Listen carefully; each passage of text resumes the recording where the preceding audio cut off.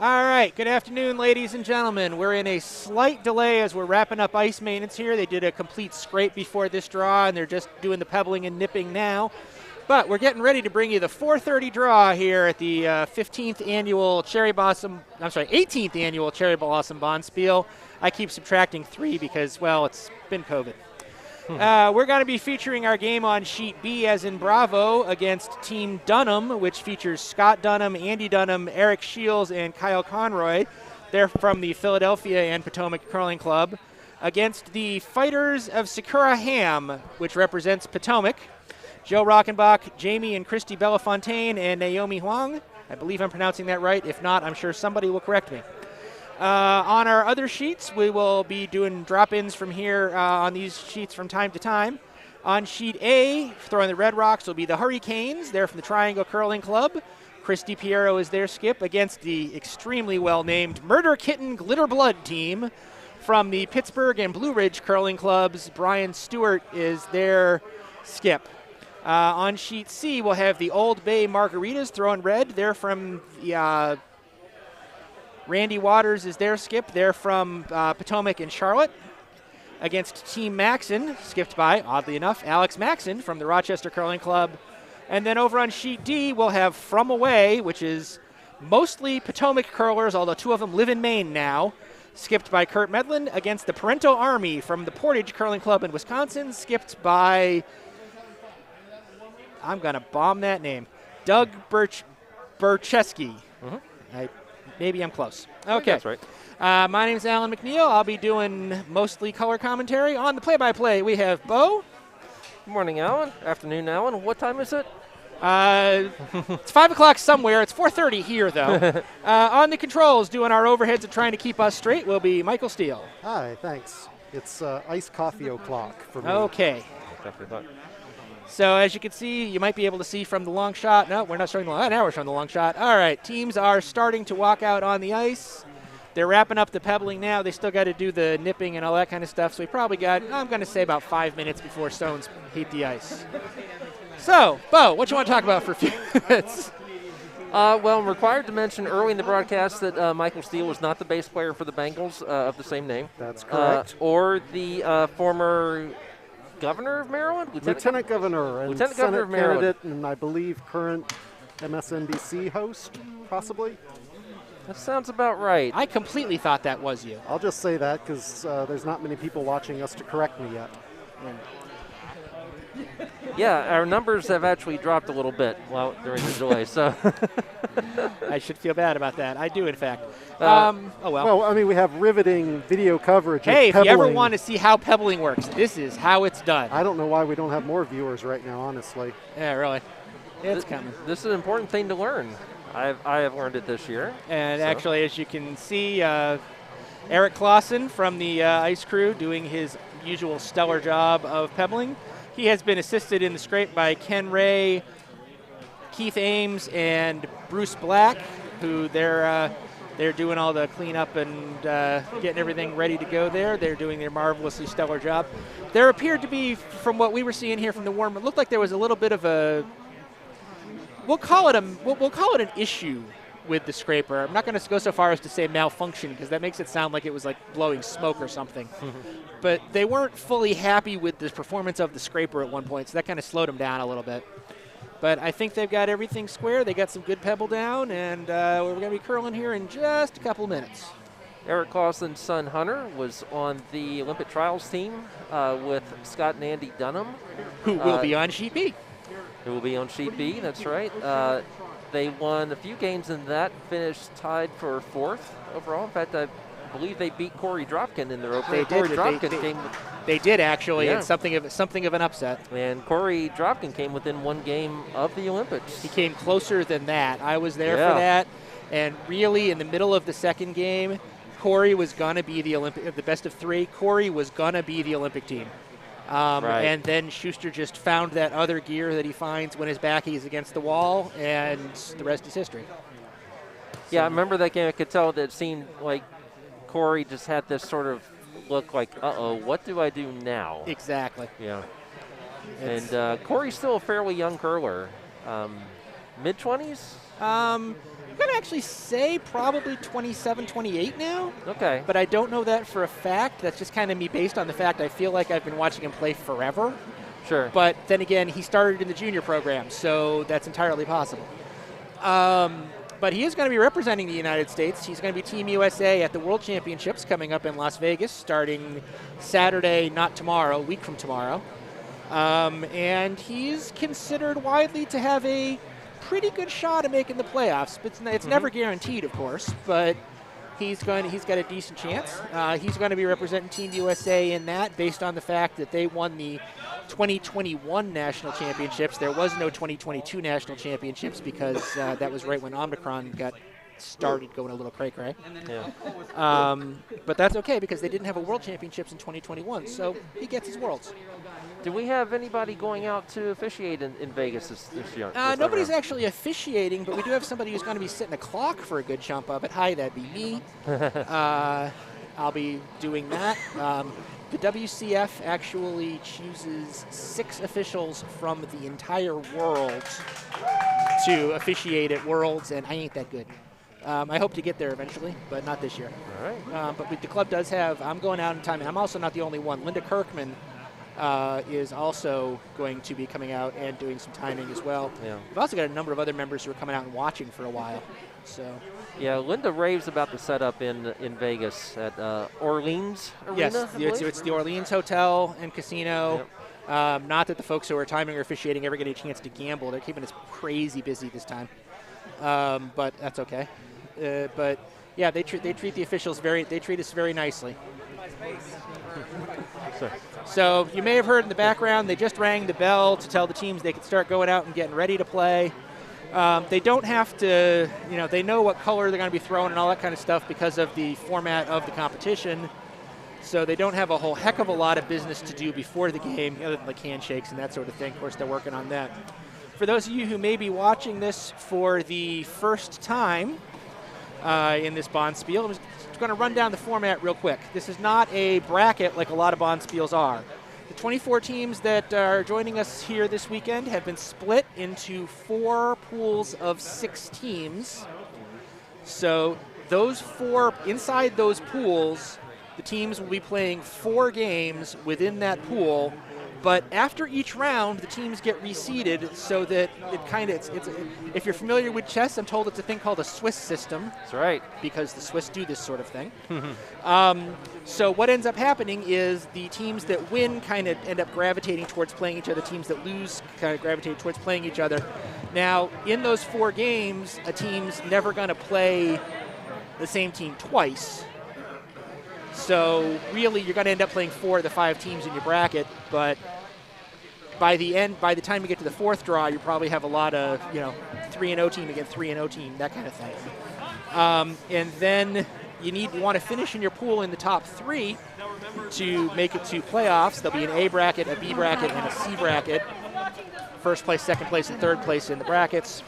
They'll play in a semifinal and final setup. The losers of the A bracket semifinals also have a consolation bracket called the D that they'll play in for, essentially 7th place, for lack of a better term. Ties in that situation, because they're playing 4 teams, ties are very likely. Ties will be broken by head-to-head if the 2 teams played each other.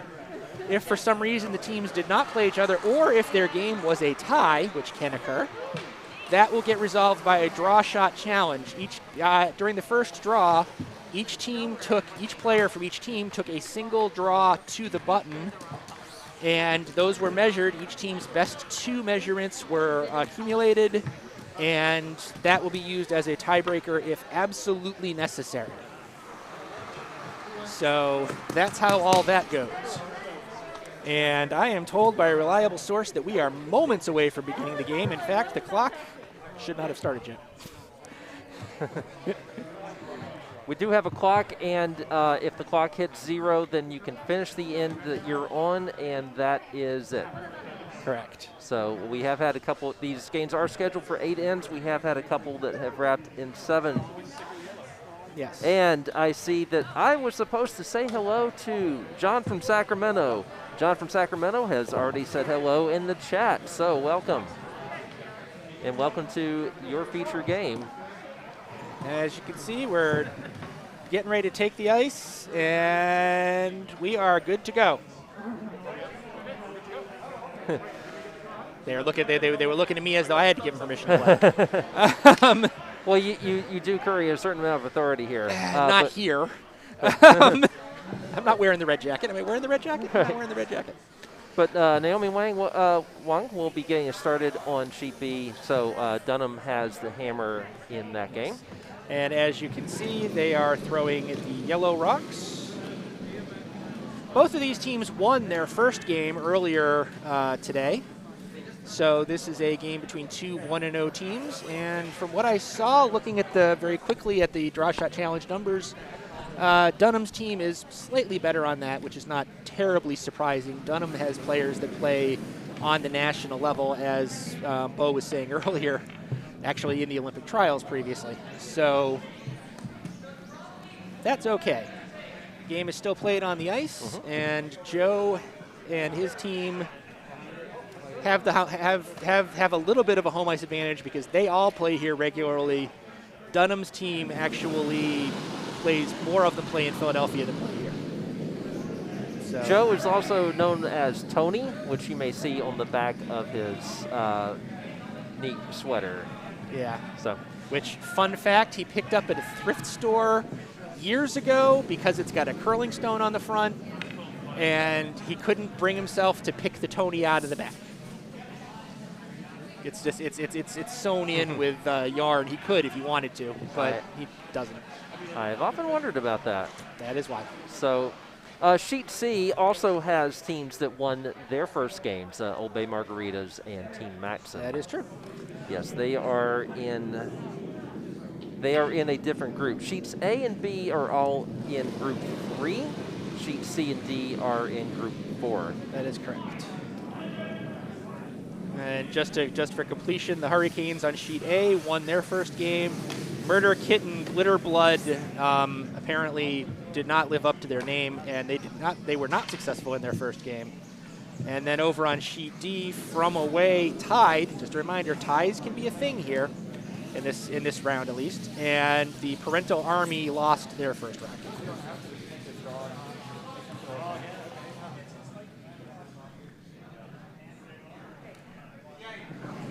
All right, so we are rolling our way through the final lead stones of this first end in our feature sheet on Sheet B. Team Dunnam has a stone just nibbling the back 4 foot over here to the right of the center line slightly. There is a yellow guard covering about half of that stone, and there's also a yellow stone up in the top 12. Dunnam drawing a second stone in just beyond the tee, and now that stone is fully behind that yellow guard. So Joe is asking his second, Jamie Bellefontaine, to come in and, I don't know, do you think he's trying to tap that, or do you think he was trying to nestle on it up top? I think he will try to tap that. And incidentally, it looks like Jamie and Kristy have swapped positions. Jamie, I believe, was listed as the vice. Kristy appears to be playing vice. I agree with you on that. And these players, all staunch volunteers of the Saturday morning breakfast extravaganza that I help run. And so, no offense, Team Dunnam, but lose. No. Wow. So. There's no rooting in the commentary booth. You know that. Right. I have been a journalist for 30 years, so I should know that, but I also don't care. So the draw wrecked on the center guard and kind of split things up a little bit. So yellow now has 2 stones in the house, neither of them out counting those 2 reds. Dunnam's having his second draw, kind of a scoring guard kind of thing. Looked like they wanted like top 4-ish, but they're going to go a lot longer than that, like possibly all the way through the house. Well, not all the way through the house, but only because it bumped their own stone a little bit. So now red's only sitting 1. That yellow is second shot.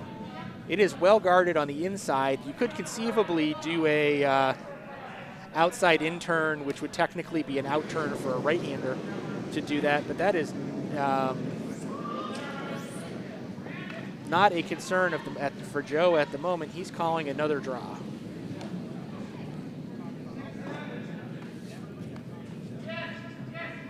Well, there's not always strength in numbers, though. It always. And I don't know how many shots he in there. Jamie taps it through. Yeah. Just got past that guard. I mean, like whisker thin clearance. Yep. Rolls into the forefoot. It is, however, wide open. Yep. And yeah, Dunnam is calling.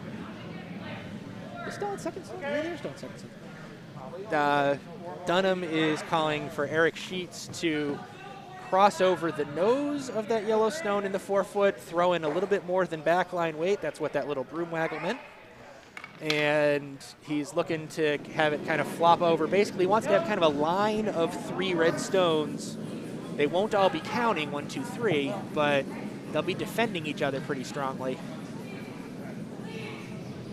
Unlike the Dunnams, I do not know Erik Sheets' curling background. I do not know how experienced he is, but I do know that he was good enough to play that shot pretty well. Well, I mean, John's going to, maybe John Sheets can fill us in since he is in our chat. And welcome to everyone in our chat. Let us know if there's something in particular you want to keep an eye on. I am keeping an eye on other sheets doing sort of the Kathy Gauthier role to some extent here. All right, so Joe looking to do a little bit of work with that red stone that was just delivered. Asking his throwing vice stones, Kristy Bellefontaine. I guess we don't technically know yet who's going to take the house when Joe's throwing, but we do know at least that Kristy is throwing the 3rd stones of the end.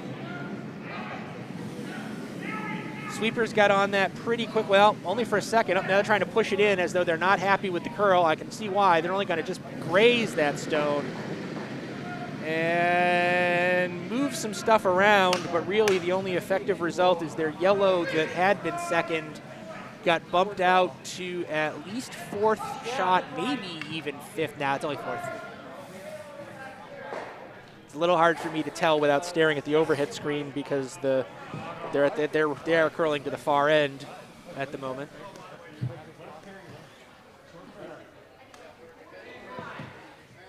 So Andy Dunnam delivering his first stone of the game. Brother Scott asked him to do I think he was being asked to pack the house, basically. This kind of looks a little hefty. He's putting down a broom as though he expects it to end top 4. I feel like it's a little heavier than that. It is a little heavier than that. It's basically going to freeze on that other one, which there's power in a frozen stone. So they are currently laying probably 5. It does not appear to be fully behind cover, although it is definitely at least partially behind cover from that yellow guard about 3 feet ahead of the house. Is the 5th one where Joe's standing right now? Yes, it is. In my opinion, yes. It was, yeah. That yellow is actually closer than that, so it's still only red 4. Snuck past the guard, got contact, and okay. Change the situation. Now yellow is shot, red is 2, 3, and 4. It is exposed, it's not behind any cover. However, there is a wall of catchers in the back. So you have to make sure you cross over the face of the stone in order to get it out cleanly. Otherwise, it'll probably wreck on one of those reds. So is that the shot you try now? I believe I do. Okay. If only because, let's say I wreck, now that's not there, so I can do something with it later. Or at the very least, I don't give Joe a chance to guard that. It's a hard enough shot right now. Let's not give him a chance to make it harder by putting up a guard. This stone looks like it's coming up. He's got to cross the face. It's going to wreck on that back one, just like I was saying. See, don't I look smart? Yes, you do. Yeah. Yellow is still shot. Okay. So Red is 2, 3, and 4. Yellow has the 5th stone. There's a red that's 6th. There's a yellow that's 7th. Frankly, if that yellow stone that's out there in the 12-foot ends up scoring in this end, I will be extremely surprised. But it's mathematically possible, I suppose. Joe spending some time to stare at it, and we now know the answer to the question of who is actually serving as his vice. It is, in fact, Kristy. So they did, in fact, execute a position switch. Yep. Well, you see Jamie out there in the short sleeves, so you know he's getting ready to do some sweeping. Of course, he is Canadian, so he probably walks around short sleeves anyway. Surprised he's wearing a shirt at all. Yeah. Let's take a moment to take a wide view on all 4 sheets here, as all the games are working their way through the first end. Interesting how Sheet A is deciding to play a very right side of the house heavy strategy. Sheet C is playing a outside of the house strategy, and Sheet D is playing a front of the house strategy. Glad we had that overhead view, because all I saw on Sheet D was a gaggle of rots and had no idea how many were actually in. All of them, it looks like. Apparently so. All right, so Joe Rockenbach, who I'm hoping very much is going to be an excellent golfer this summer, as he and I are teaming up in a golf league once the curling season is over, preparing to throw his first stone of the game. He's being asked to hit off the red stone that's in the 12-foot and spin in towards those other 2 reds in the back. It's a good idea if he pulls it off. Is he past that guard? He is. He's past that guard. He is. He hits those 2. Okay, he actually, I'm sorry, I was wrong. He tried to play a clean hit, which is exactly what he did. I didn't think it was there, but it was. So don't I look stupid? Well, you can't call them all right. Yellow is still 1. I believe the red stone is still 2nd. I don't think Joe got the inside roll that he would have needed to get 2nd out of that. But frankly, that's very much a beggars can't be choosers situation. So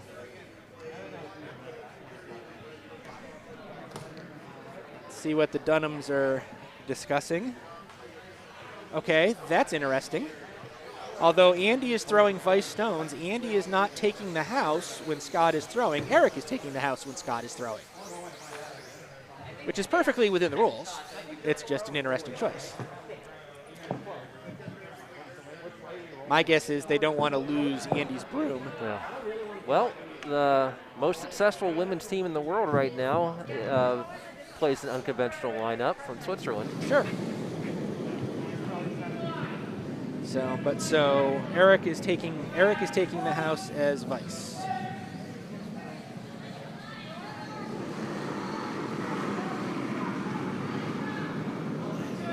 Scott's first stone is on the way. I believe he's just basically taking out that yellow stone that's currently shot.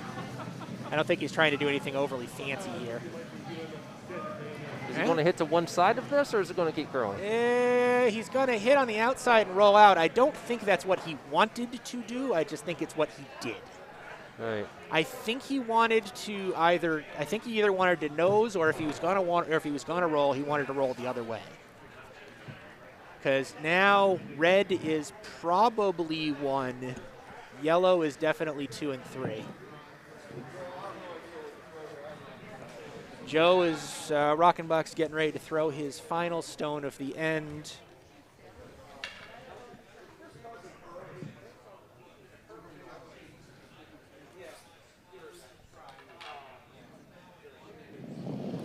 What's he got in mind here? Okay, so he's got Kristy laying the broom there, doing a turn curl. Split the house and draw the other side, or is so that's the question there though is how does that prevent red from getting 2 unless he thinks he can get far enough over to be behind his other yellow stone, which really he's only calling for about 4 feet of curl, which is about what these rocks should have. So it's possible that's what he's calling. If that's what he's calling, he's basically looking to bisect the tee on the left-hand side of the house behind that 8-foot yellow. These stones were just sharpened, so they have been curling rather nicely. Sweepers get on this pretty quickly. They're not scrubbing for their lives, so it's not an oh my God, we're in trouble shot. It's just they're just tuning the distance. They are working it. They're working it a little harder now. I think the stone might be a little light. Might be, yeah, it's coming in, it's coming in. They, nope, do not quite have the distance, so.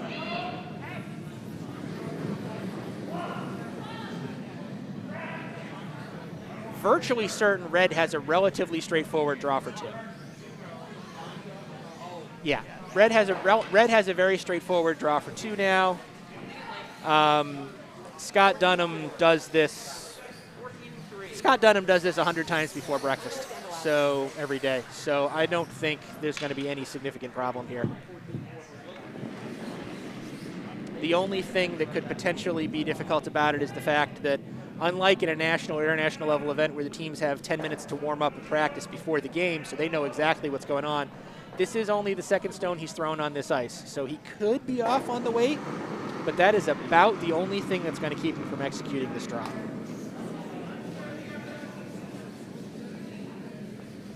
Sweepers are on it in kind of the feels like it's good, we're keeping it clean so it doesn't pick kind of mode.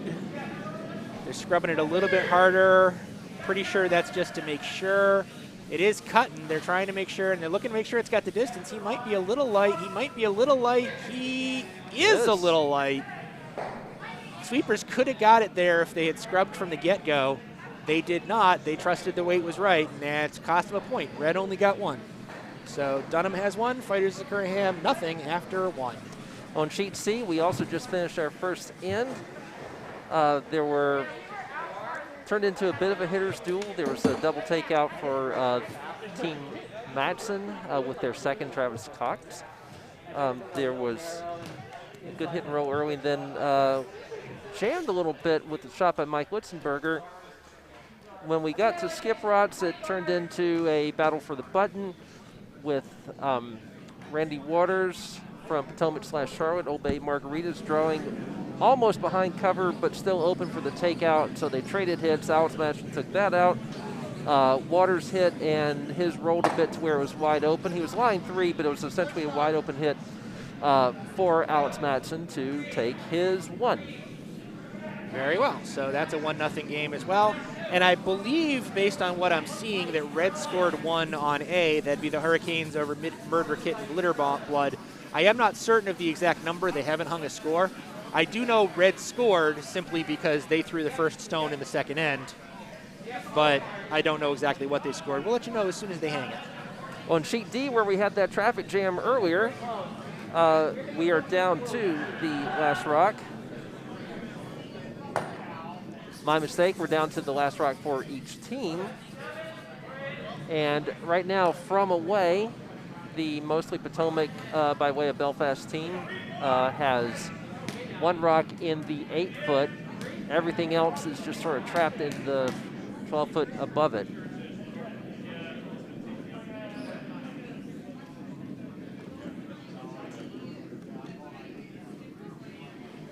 All right, meantime over here on sheet B, back on our feature sheet, the Dunnam threw his first stereotypical straight out of the playbook center guard just to the left of the center line. Joe asked his lead, Naomi, to throw into the house. She went a little bit deep.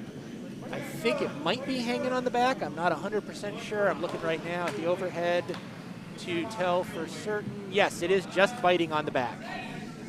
And yes, we have confirmation on sheet A. It was, in fact, a red 1. Red score of 1. So 1-0 there.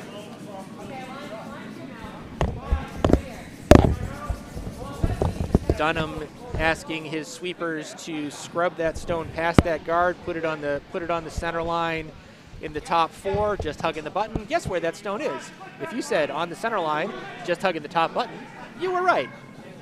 It is, however, a little bit exposed on the inside just because that guard is just off the center line. So Joe is asking Naomi with her second stone to kind of a corner pick on it. And he's kind of hoping also that the shooter will then roll over and provide some cover for the stone in the back 12 as well. But that's more of a bonus than anything else at this point. He's got the Bellefontaines working some sweeping magic there. Not sure if he's past the guard or not. He is not. He chipped the guard, not enough to take it out of play, which would have been a guard violation. And they spun the yellow stone not quite onto the rings. Did one of those weird little teacups. Yeah. At the end. There are physicists in Canada who can explain why that happens. I am not one of them. Well, they claim they can. Yeah. On sheet D, we are to the hammer now, and yes, the team with the red rods from away is lying at least 1, I think. Yeah, it's just 1, so a draw for 2 here for your buddy Kurt Medland. Yes. So Kurt is the 5th on my Wednesday night team, and he's on my Thursday night team. he's had a up and down season. Most of that's been just because of schedule issues and that kind of thing. We'll see how he can play with a team of his choosing and not having a lousy skip messing him up. So this draw will be an example. Looks to me like he's coming up a little bit light. And yes, indeed, that will be light. So that is, from my vantage point, appears to be one from away, but we'll get confirmation of that. So all of the Reds got ones in every single first edge. Indeed they did. We have confirmation. All right, so Joe's taking a second shot at that hit.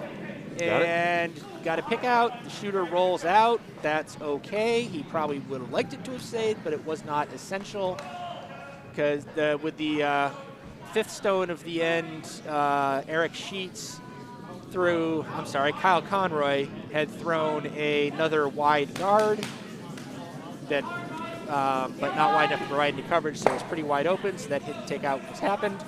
We are now on Erik Sheets' second stone, Dunnam's fourth stone of the end. They wanted to draw behind the double guard that they had. However, it has over-curled. And so now they have 3 guards. The one on the center line is just to the right of the center, and then they have a double guard. That's actually dangerous for Rockenbach. That double guard over there on the left could pose a problem later. Oh boy, he certainly could. But right now what Joe is saying is, come on, Jamie, just draw behind the center guard. I'm not sure that's the way I would have gone with that. Usually if you get a double guard like that, you want to win the race behind it. So I'm not sure why Joe is making this tactical decision. And he's going to tap that guard anyhow, I think. Yep. So still 2 guards, effectively worked out as a tick shot.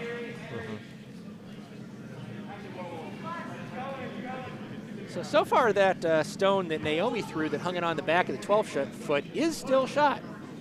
It is still very relevant to this end, as more and more stones end up in the guard zone in front.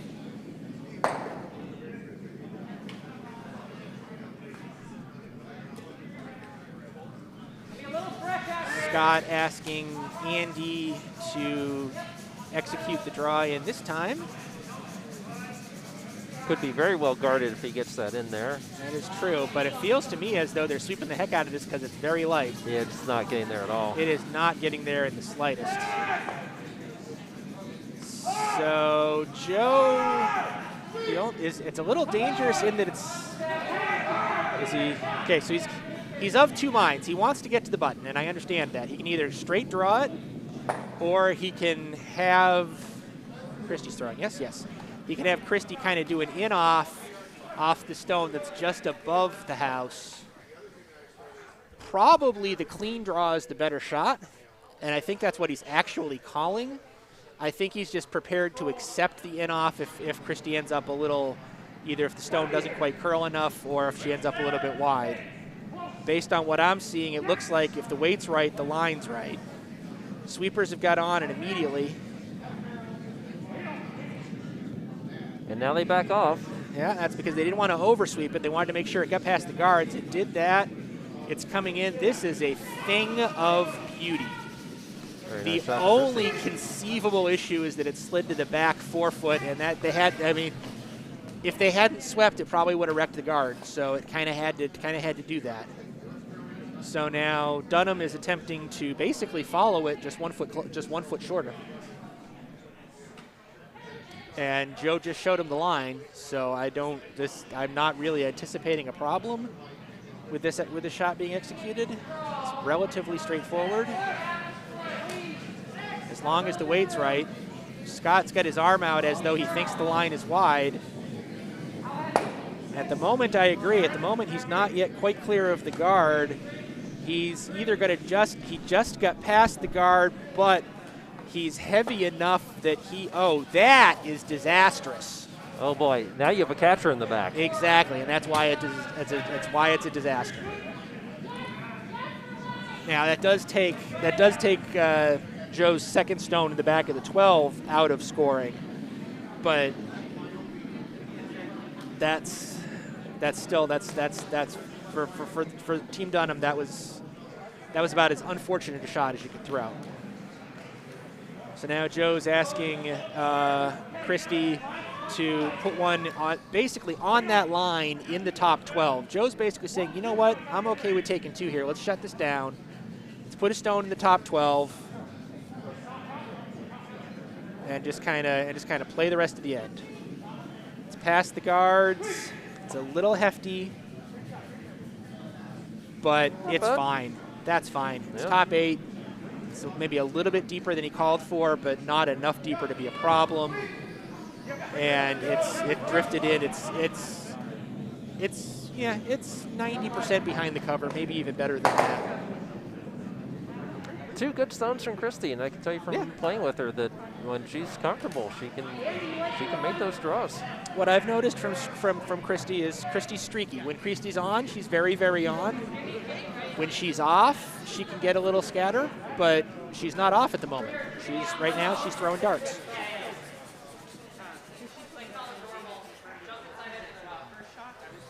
And that bodes well for their prospects this game. Yeah, and a good decision to have her play the vice position. Absolutely. I don't know. I wasn't here for their first game. I don't know if that was just if they made that decision from the get-go or they made that decision after game 1. Yeah, I don't either. I mean, and typically when I play with them, Jamie is the vice to her second or the skip to her vice, but this is working out pretty well.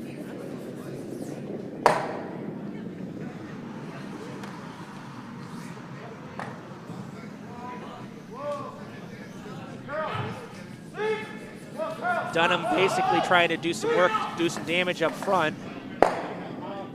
And no, all that they were trying to do a raise takeout of either of those 2 yellow stones. They successfully hit neither of them.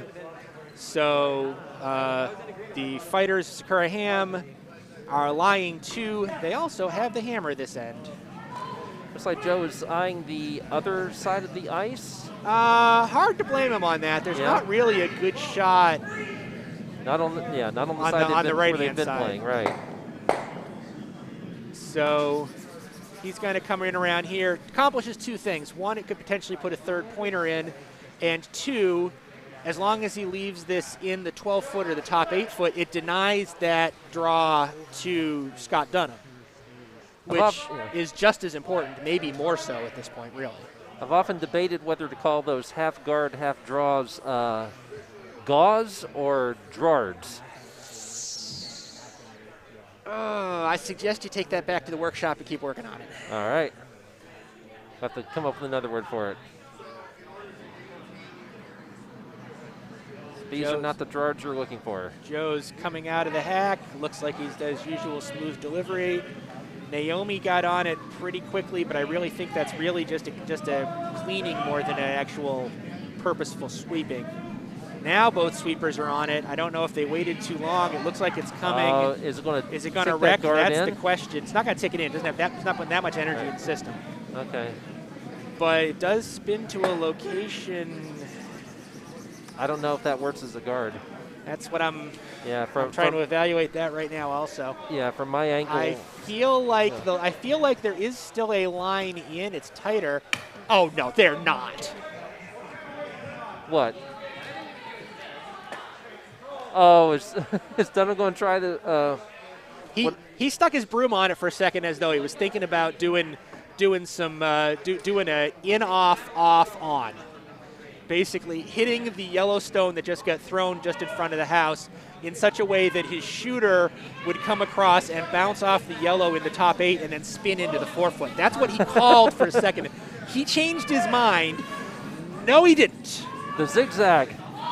He's looking to play pinball. This is what we call the Saturday morning hero shot, the shot that we try when it doesn't matter. Well, it's also the shot that you can execute on international ice. Because it's don't get me wrong, our ice is good and our rocks are solid, but the stones and the ice that they play on at national and world level stuff, the shot's actually not that difficult at that level. And Scott has the experience where he thinks he can do it. And he does know this ice. Yeah. He's not here all the time, but he's here often enough. Yeah, he's no stranger to this place. There's 2 things he could be. There's another thing he could be doing, which is probably what he's really doing, which is really just hitting that stone and just spinning into the 4-foot. I don't think he's really trying the in-off, off-on. If he can spin to the 4-foot, he'll have one that's pretty well buried. Right. So I really think that's his real plan. This is a shot that of the level that most people in this club do not have. And he got the hit, and he is spinning in, but it did not change the fact that Joe Rockenbach is sitting 2 with the hammer, clean draw for 3, and the line is 6 stones wide. Yes. So, because all he needs is to touch the 8 foot. Doesn't even need to touch the 8. He just needs the inner half of the 12. Sure. And there's virtually no risk of him accidentally promoting a red in to become shot or even second shot. Right. Because the tallest red that could potentially be promoted is deep enough behind guards that there's no way a draw does that. So this is a very safe draw for 3. It is kind of wide. I don't think they've thrown a lot out there, so we'll see if he makes the correct weight adjustments. Sweepers aren't touching it at the moment. Naomi's keeping it clean, but not even doing that all that hard. So they're pretty happy with that. This has to stop. They're needing to slow down some. This has to stop. It's slowing. I don't know. It's not going to. No. No, it did not. He overthrew, so he only gets his 2, but still, it's about 2-1. Yep. So really, in the first exchange, the fighters Sakura Ham emerged from that first exchange better off. They got 2 with their hammer, as opposed to Dunnam only got 1 with theirs. So you got to be happy with that. On sheet C, we're waiting the hammer now from Randy Waters. What has happened so far in this was that Team Maxon. Oh, wait a minute. I'm sorry. I have my teams backwards, I believe. Yeah, Team Maxon is in yellow. So Alex Maxon is about to throw the hammer. And what has happened there was that they tried to split the house, and it went long. They had 2 under guard, but a really nice freeze by, that would be George Shirk. Had complicated things. They traded a couple of hits, but now Randy Waters has effectively clogged up the center. So this is a tricky, it looks like perhaps a raise. It looks like about the only shot. He's going to have to hit this at an angle to get it to the 4-foot. I think he's going to go across the nose, and it's going to be a question of weight at this point. Too much. Too much. Steal of 1 for your team in red. All right. And on sheet A, the second end was a score of 1 yellow. Murder Kitty Glitter Blood brings that up to a 1-1 tie after 2.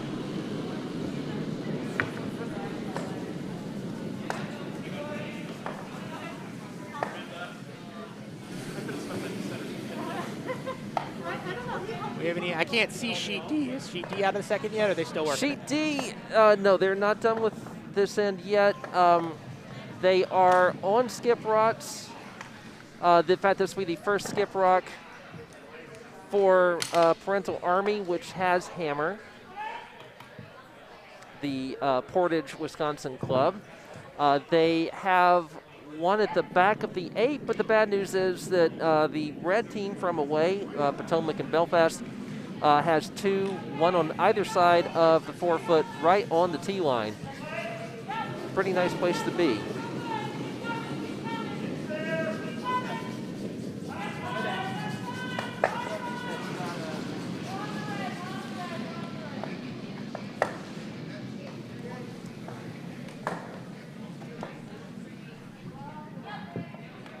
Yeah, the first shot there for a team from Portage didn't accomplish much other than tapping a red a little bit farther in and leaving a yellow guard in its place. So, your friend Kurt Medlin is considering options for getting another rock in there, potentially discussing it with Andy Gross. We will come back to that as what has happened so far in our feature game. So far in our feature game, we have thrown 3 stones. Yellow has thrown 2. The current status is they currently have a center guard Dunnam has gotten a stone just barely in the 4-foot, half buried behind that stone, and they just threw their second stone of the end, and that is slipping through all the way through. So we are through lead stones, basically. And actually, not basically, we are through lead stones. And there's one red stone in the house, one yellow guard, and that is the size of it. And like I said, that red stone is not, it's got a corner hidden at least. It might even have a half hidden. But Joe is asking Jamie to deal with it. Jamie is throwing at it. Andy Dunnam is standing in my way. I can't see. Oh, just take that yellow guard. Just missed it by a couple of millimeters. Missed it by that much. Yep. Jamie has a deceptively smooth slide. Sometimes it looks like he's not throwing with any power, but he actually is. He's as a Canadian, I started curling around the same time he did, or just before, and he just took to it naturally. Just moves around on the ice very well, which I don't. He's Canadian. They study it in school. That's literally, right. They actually do. They actually have a program where it's part of phys ed.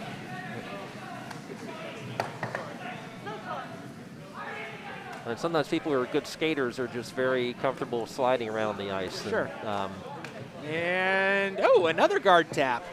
That yellow guard has been doing a lot of work. It's now a centerline guard.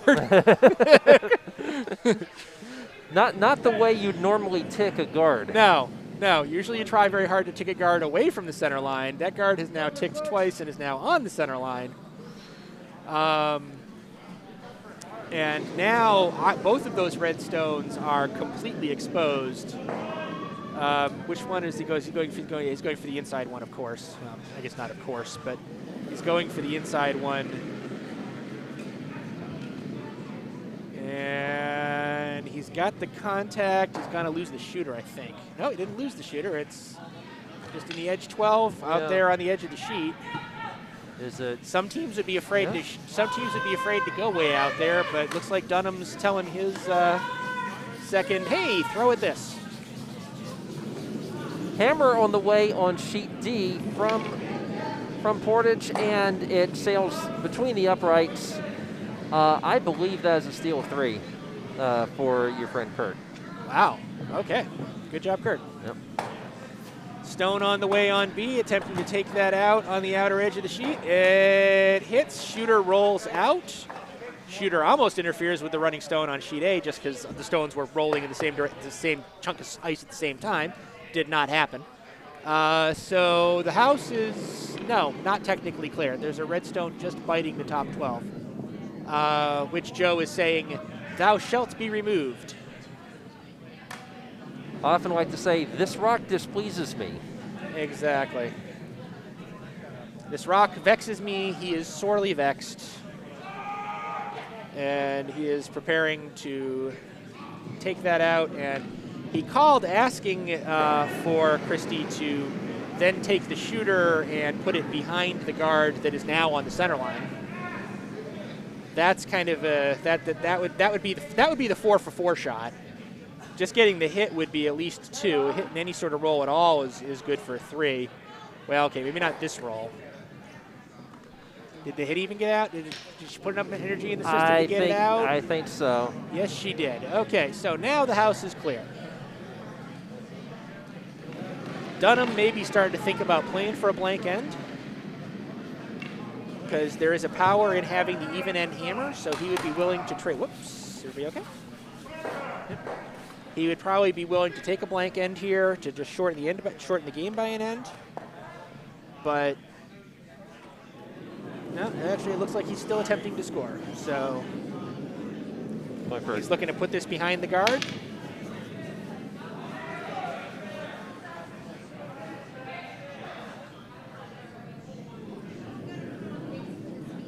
Does this feel heavy to you? Well, this feels heavy to me. The shot that Dunnam just threw, or Dunnam's team just threw? Yeah, it does. Not as heavy as I thought. Okay. Share back 8. Yeah, hand shot for shot. So. Problem with back 8 is you've invited the other team to freeze on it, which when you have hammer, you don't want to be playing. You don't want to be playing freeze tag in the forefoot because that makes you getting a multiple point score very difficult. And also, as soon as you get a couple stones piled in the forefoot, you're not going to be able to blank the end either. So this is not necessarily how Scott wanted that to go.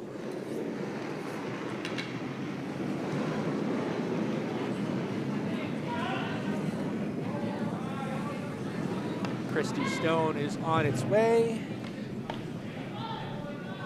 Her last Vice Stone. That did not bend in at all. That just stayed out there on that track. It didn't come in at all. I mean, she did throw it a little heavy, but I didn't think she threw it so heavy that it wouldn't bend in the slightest.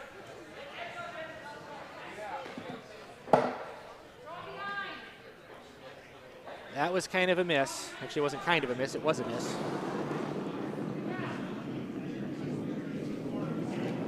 So Scott, I'm not sorry, that's not Scott, that's Andy throwing his second stone. Scott's asking him to kind of put something top 12, top 8 neighborhood. A, it's a second stone in the house. B, it provides cover for the first stone. However, this is going to chip a guard, not spin into the house, wide open to the red stone in the forefoot, or back in the forefoot. So Joe is going to attempt to hit that, and he's got his choice of which way he wants to bring the shooter. Because he can get to either side of that. So he can either choose to roll to the inside behind his yellow guard on the center line, or he could choose to roll to the outside behind the red guard in the 8-foot. If I were Joe, I think I'd roll to the inside because he doesn't have the hammer. Without the hammer, you like playing in the 4-foot. With the hammer, you want to play out in the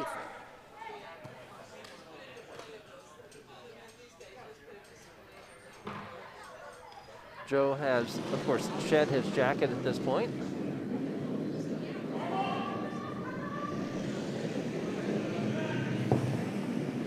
All right, he is definitely coming across. He's got the contact. He's going to spin to the outside. Does he have the contact? Yeah, he's got the contact. He's going to spin to the outside. He's probably losing. Yes, he lost the shooter. All right, so now, question for Scott Dunnam. Do you still try to get your 2, or do you take the blank? He's still trying to get his 2.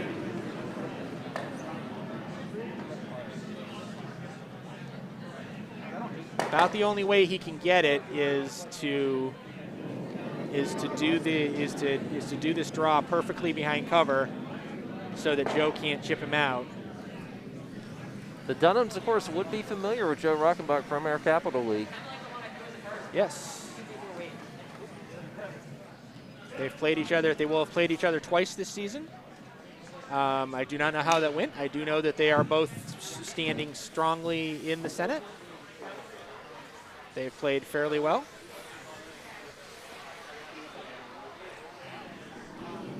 The Senate being the upper division of the Capital League. I did not know there were divisions. Yes, our Capital League is divided into a Senate and a House. The top 7 teams, I mean, the season started out, the 14 teams played a round robin. Everybody played everybody else. And then the top 7 teams went into the Senate. The bottom 7 teams went into the House. They play a round robin within themselves. And then there's playoffs for the trophy. I see. So if you had me in that, I believe I would be basement. You would be ahead of me because my team is in dead set 14th, and the only reason we're not 15th is because there's only 14 teams. This draw went very heavy.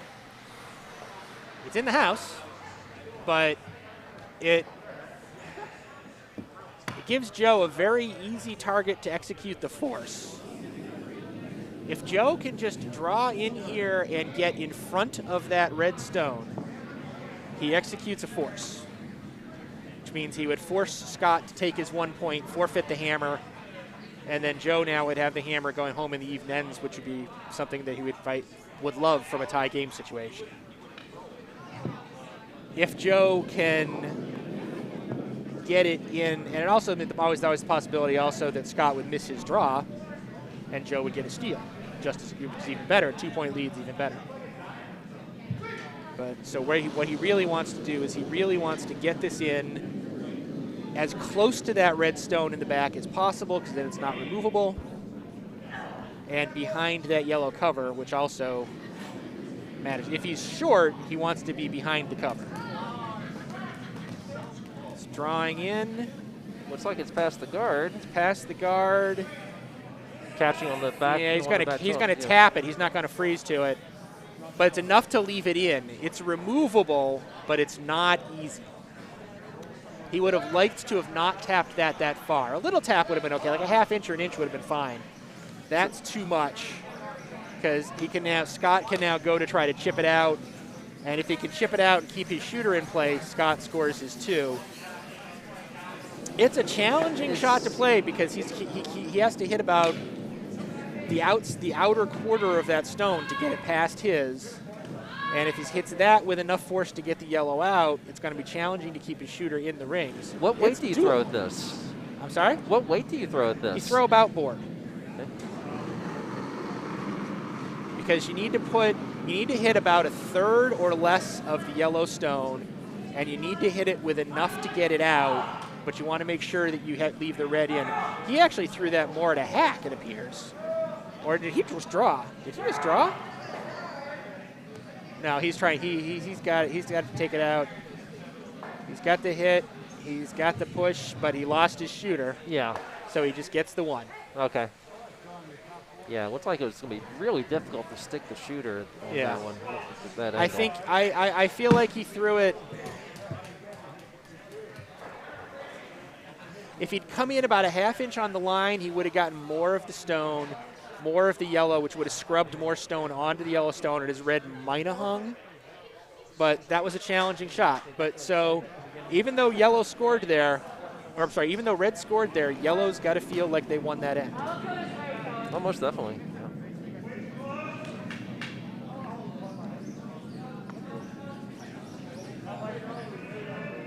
If this were the skins game, Rockenbach would be up.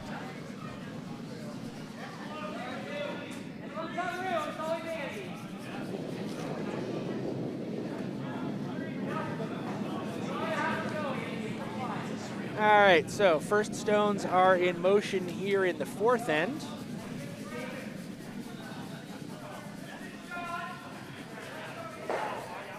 Scott Dunnam asking his lead, Kyle Conroy, to put up I'm pretty sure he wanted that more to the center, but it's a viable guard, and guards are useful. So, Matt, I appreciate the comment where you said they might have been looking for the blank here, too. He would have probably taken the blank if he had a shot for it, but I think there were too many stones in play. I don't think he could have got there with enough force to generate a blank. He was definitely trying to manufacture the 2. And he just didn't get there. First shot from Naomi here looks a little heavy. Yeah, unless it scrubs off that red, which it's not gonna, it's past it. It's almost certainly coming through.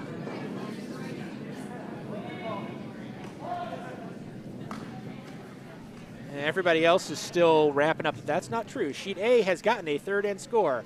Red has taken 1. So the Hurricanes, in a battle of ones, are now up 2-1. So the Hurricanes from Triangle are beating Murder Kitten Glitterblood,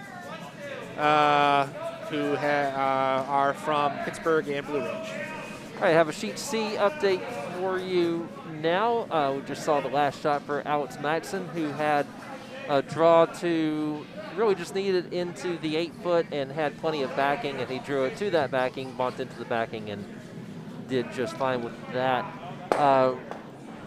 Had a couple of hits in there that either jammed or rolled away for Team Maxon, so that's why they weren't able to score any more than that. That is 1, and so that halves their deficit.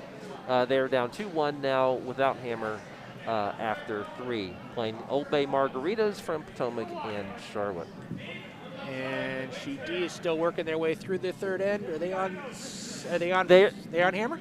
No, they are on the last of the Vice Rots. Okay, wow, they're playing a little slow. Yes, and they have 1, 2, 3, 4, 5, 6, 7, 8, 9 Rots in play.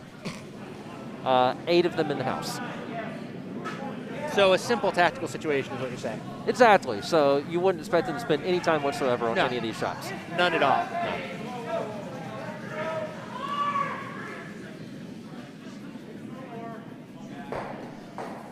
All right, returning our focus here to sheet B, since we are now on, what are we on? We are on the second stone. I need a better way to refer to that. Oh, well. Scott Dunnam asking Erik Sheets to come in behind one of the two guards. Specifically, he wants the guard that's here to the right of the house, guarding the edge of the 4-foot. This actually looks like Erik's doing a pretty good job of it. It is, yeah, that's pert darn good. It's square in the 8-foot, buried 97% behind the guard. There's just the sliveriest little sliver on the outside, which Joe is considering. This is a shot that Joe can only consider because he knows that the stones were just cut, or sanded rather, not cut. He's relying on the fact that at backline weight, there's going to be enough movement to do this. He also won't mind if the line's a little tight and he clips the guard. That's fine too. It looks like that's what's going to happen here. Yeah, Jamie definitely on that guard. So, but it's going to pop it in. It's going to split him over. That's a little problematic in that it puts a second red in the house. Yeah. I can't tell if that yellow is biting 12-foot or not. Okay, sheet D. Oh, I'm still on it. What a mess. Yeah, it was actually just a. We've actually got the overhead. I don't know if you can see it from your angle, but we've got the overhead here on the screen. Yellow is shot. Yeah. Red is 2. After that, I don't know. That was a very good shot from Rachel Howell of Parental Army from Portage. What you might call the hit roll freeze. Hit a rock that was red rock that was on the other side of the 4-foot, rolled it, and it is now frozen to that red. Hey, flip back to B for a second. Red throws a little guard there because he's kind of happy with the situation. This feels like a game that they're playing. They're kind of not playing this at curling club. They're playing this competitive strategy. They're fighting for twos. They're not. They're which is kind of cool to see. Oh, your friend Kurt just threw parking lot weight, and it worked. Okay. Freed that yellow from where it was frozen, and now it's that shot. All right. It wasn't what he asked to do, but Joe peeled a guard out of there. Well, more accurately, Joe had Jamie peel a guard out of there, which is also useful.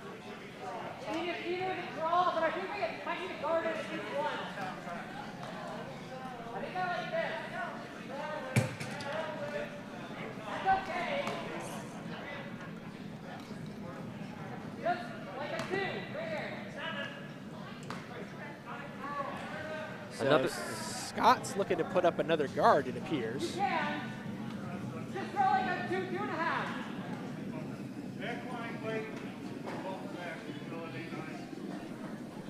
Certainly managed to complicate things without hammer.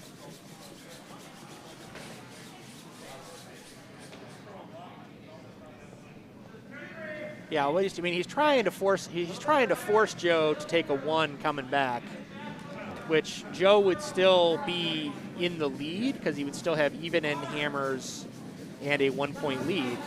But you know, it's certainly better than giving up another 2, or even So, and this is a pretty good setup for a force, assuming that everybody makes all their shots. This feels likely to be a force of 1 onto Joe at the moment, unless Kristy can pull something out of the hat here.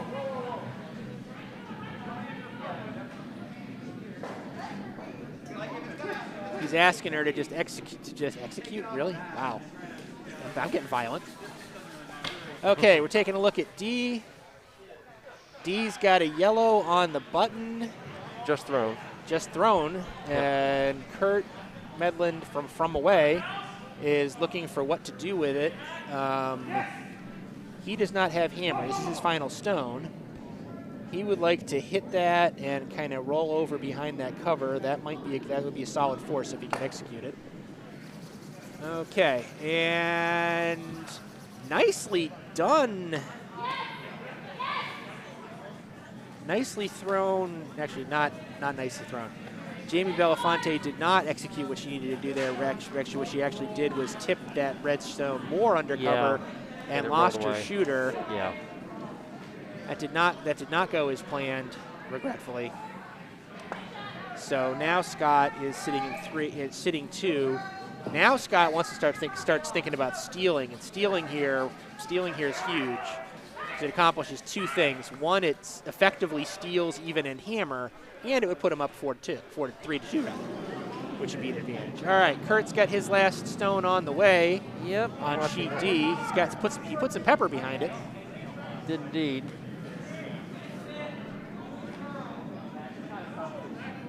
And that's probably going to catch a piece of it, and it jams. Oh.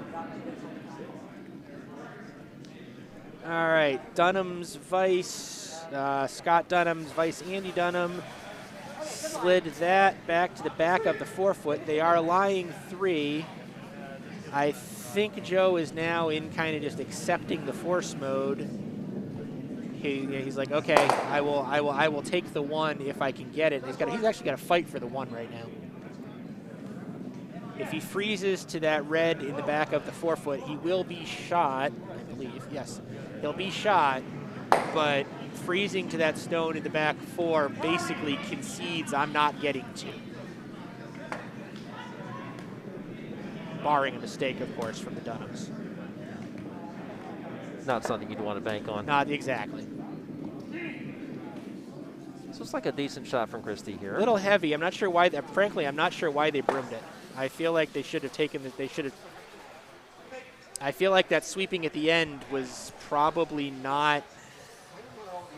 I don't know why they did. I think I would. I think I would just let that go. Did they have room past the guard? Yeah. Okay. Clearly. Yeah. Yeah. I guess Joe was making sure of that, but. Yeah, but that's now rolled back to where that is. It's completely exposed in the back 8. That stone's going to get picked out, and I mean it did. He did also have the effect of it did remove that yellow from the house, so red is only sitting 2. So I mean there's a degree of damage mitigation there, but that I feel like that was a bad call in the moment there by Joe.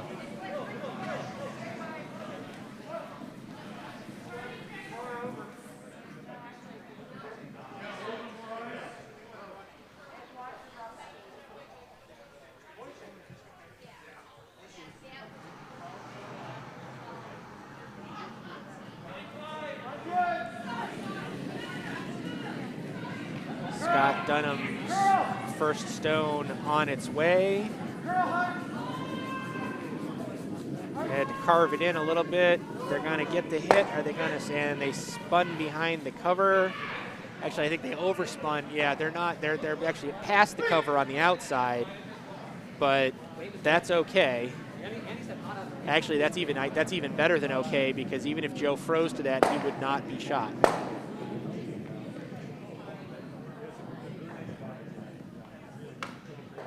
So I kind of think that may have been exactly what he wanted to do. They did fist bump at the end. They seemed quite pleased with that. Okay, Joe is now pondering his options. He's trying to figure out, does he have he's not really trying to figure out how to make 2 here. He knows 2 is not realistic, barring a mistake on Scott Dunnam's last stone. He's looking for where can I put this to maximize my chances of just getting my 1, taking my medicine, moving on. Quickly on sheet D, after Kurt's takeout there jammed, Doug Bercheski came through and converted his shot for 3 to get back to within 4-3 in that game. Okay. So they're all 1-point games at this point. Kind of a neat feature of this format where you get teams that are in good form and they keep playing each other and get some close games. All right, Joe's stone is on its way. Sweepers are really, at the moment, they're just kind of touching it up. They're not really doing any work on it, so they're pretty happy with it. They've actually even come off of that. Plenty of room on the guards, and on the stone he's trying to tuck in behind. Scrumming it in nicely. He's not fully buried, but He's actually, I take that back. He is fully buried. Are you surprised that, I guess that would be Mr. Sheets. I guess that would be Erik Sheets. Are you surprised that he swept that at the end there? Did that help bury it a little bit farther? So I don't think it really mattered. So Dirty Rotten Secret, with very few exceptions, scrubbing behind the tee rarely makes a difference. You're maybe fighting for an inch. That inch can matter sometimes, but it probably, even if he hadn't done that scrubbing, I think the stone would have probably been an inch shorter, but still pretty buried. So, it's instinctual. You see your opponent's stone come behind the tee, and you start scrubbing on it because that's what you do. It's what you're supposed to do. But it doesn't. Most of the time, it really doesn't matter. If anything, he might have been wanting to make sure that the yellow stone was 2, not 1, because right now the red stone in the top 8 is still shot. That could have been a questionable. In his mind, that may have been questionable earlier. So in that case, getting that inch is a good thing. All right, Scott's stone is coming in here. Now, the one thing that extra inch does do is that makes it so that there's room for Scott to come behind just like he did. And so now all Joe has to do is he draws to that, any sort of tap on that, he gets his 1, he escapes, he breathes a sigh of relief. He says, okay, let's move on. The thing that Joe has to be afraid of is being light here. Nicely done getting that through the hole. Yeah, I'm keeping tabs on sheet C. That was cool.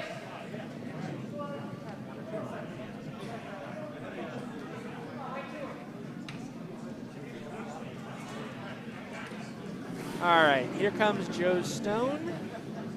So Joe Rockenbach just trying to execute a nice, simple button draw.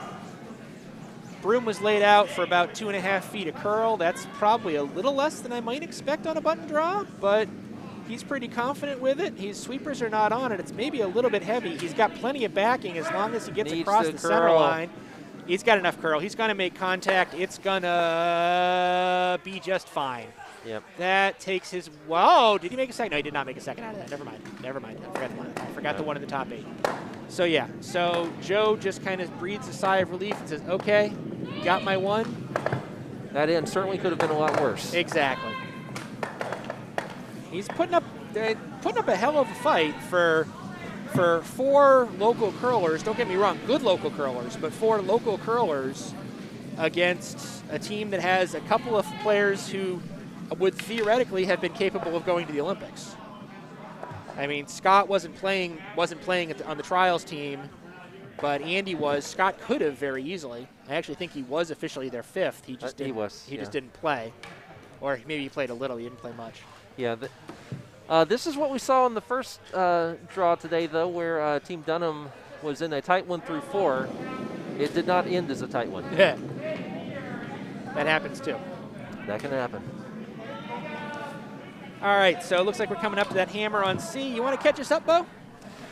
So what I have here, there was a pretty well-executed freeze by Travis Kokx, the second for Team Maxon.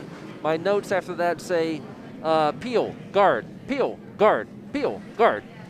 But then you saw that great shot by George Shirk through that port to take out and lie 2. Then the yellow, oh no, I guess that shot was by Randy Waters, excuse me. Let's see, 1, 2, 3, 4, 5, 6, 7. All right. 1, 2, 3, 4, 5. Actually, no, it's one of those cases where it looks like there are more rods down. More rods. I think we're on the hammer on yeah, sheet C. I think we are. I'm not sure. Okay, yeah, we are on the hammer.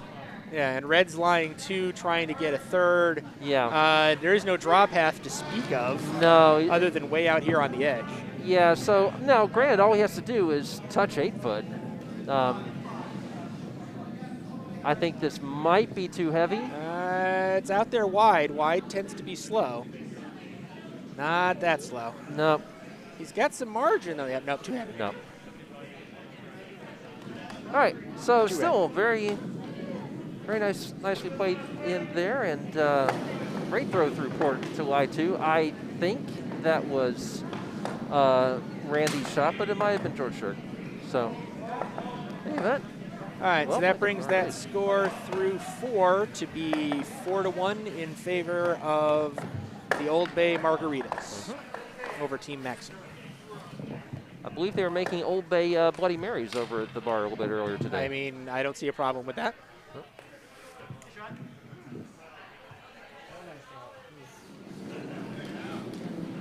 All right, back to sheet B. We are preparing for Dunnam's second first stone. Second lead stone, there we go. We do have a center guard just right of the center line and a frozen red shot, top 4, frozen behind a yellow stone, just touching it, both of those behind the cover. It's a standardish first 3. You see it more in mixed doubles than you do in quads, but not an unusual opening. So now Dunnam kind of coming in on top of that, trying to unlock it a little bit. Does so.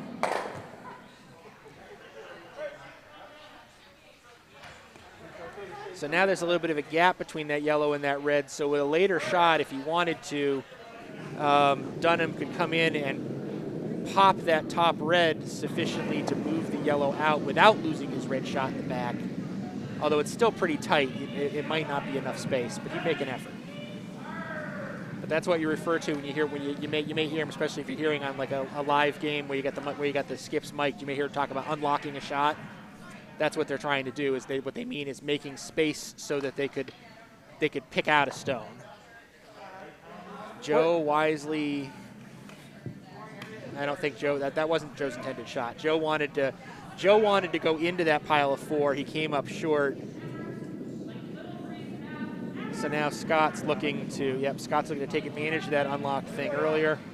Either gluing one on top, which improves the angles later, or if the stone happens to be a little bit heavy from Erik Sheets his second, then he can just go ahead and do the pick now.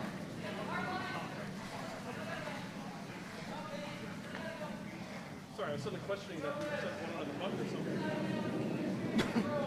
They're bringing it in now. The stone's past the top guard.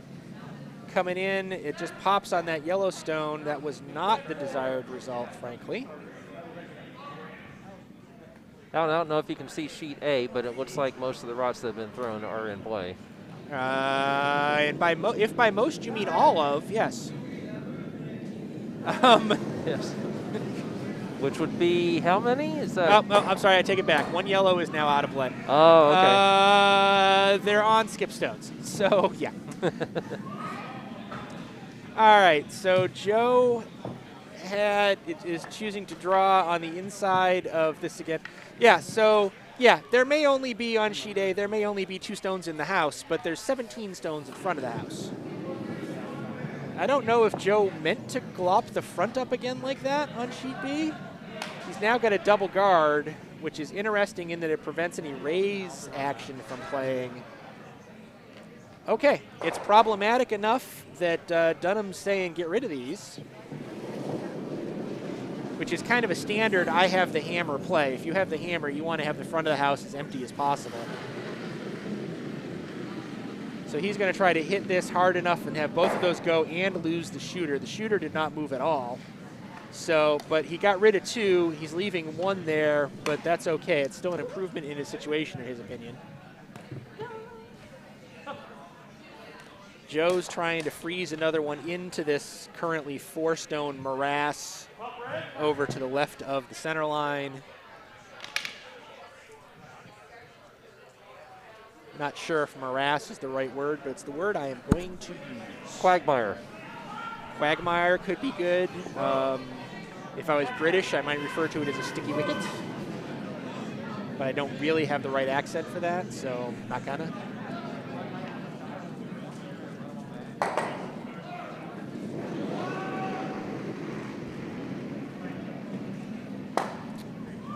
Kristy Bellefontaine's stone is on its way, her first vice stone of the end. Joe asked her basically, for all intents and purposes, to put it on the button. A little bit more complex than that, but basically he just said, put it on the button, we'll let everything else sort itself out. Looked for a minute like it wasn't going to come back enough, but wow, did that cut at the end. It didn't make it to the button, but it's an interesting location. Can we not jiggle the left one? Well, if anything on the ice, on that ice is going to get promoted, it is the one that Kristy just threw. Yeah, which explains why Scott's saying, this stone irks me, I am vexed, I am sorely vexed. Please get rid of it if thine would. He's probably not using nearly as much Old English as I just did, but that's okay.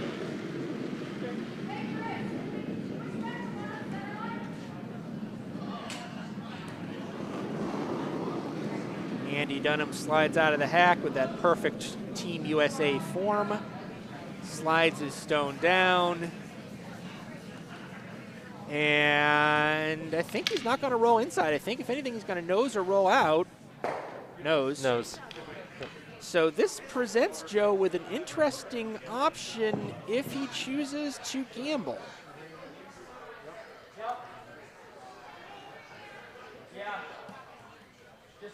Okay, I think he's just taking it out. He could have chosen to try to take it out at an angle to chip that red out on the way. It's dangerous because if he hit it too sharp, he could actually hit his yellow out and be setting red up for a big end. So I think he's just taking this out, maybe a path of least resistance or path of least danger kind of thing. Jamie just kind of indicated like the shot's wide. It's because it is. Yeah. Houston, we have a problem. No, Houston played earlier. Oh. So, yeah, that's okay. Potomac, we have a problem. Right. You can't miss shots to the Dunnams. There's no other way to put it. So Scott's now trying to figure out what to do with that gift. And Scott and Andy kind of doing the brother to brother talk thing. They know how each other think because they've been together basically their whole lives and basically their whole curling lives also. Other than 1 year where one was in the junior program and one wasn't.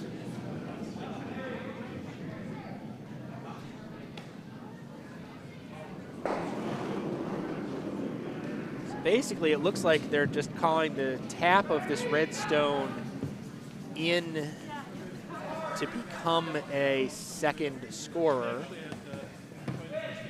This feels kind of lightish. Significant danger of over-curling.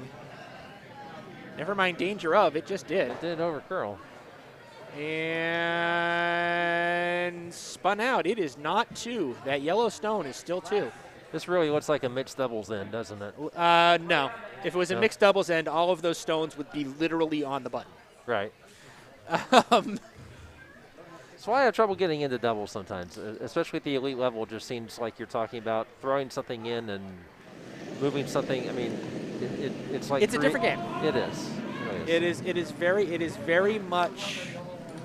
It's kind of the difference between 8-ball and snooker.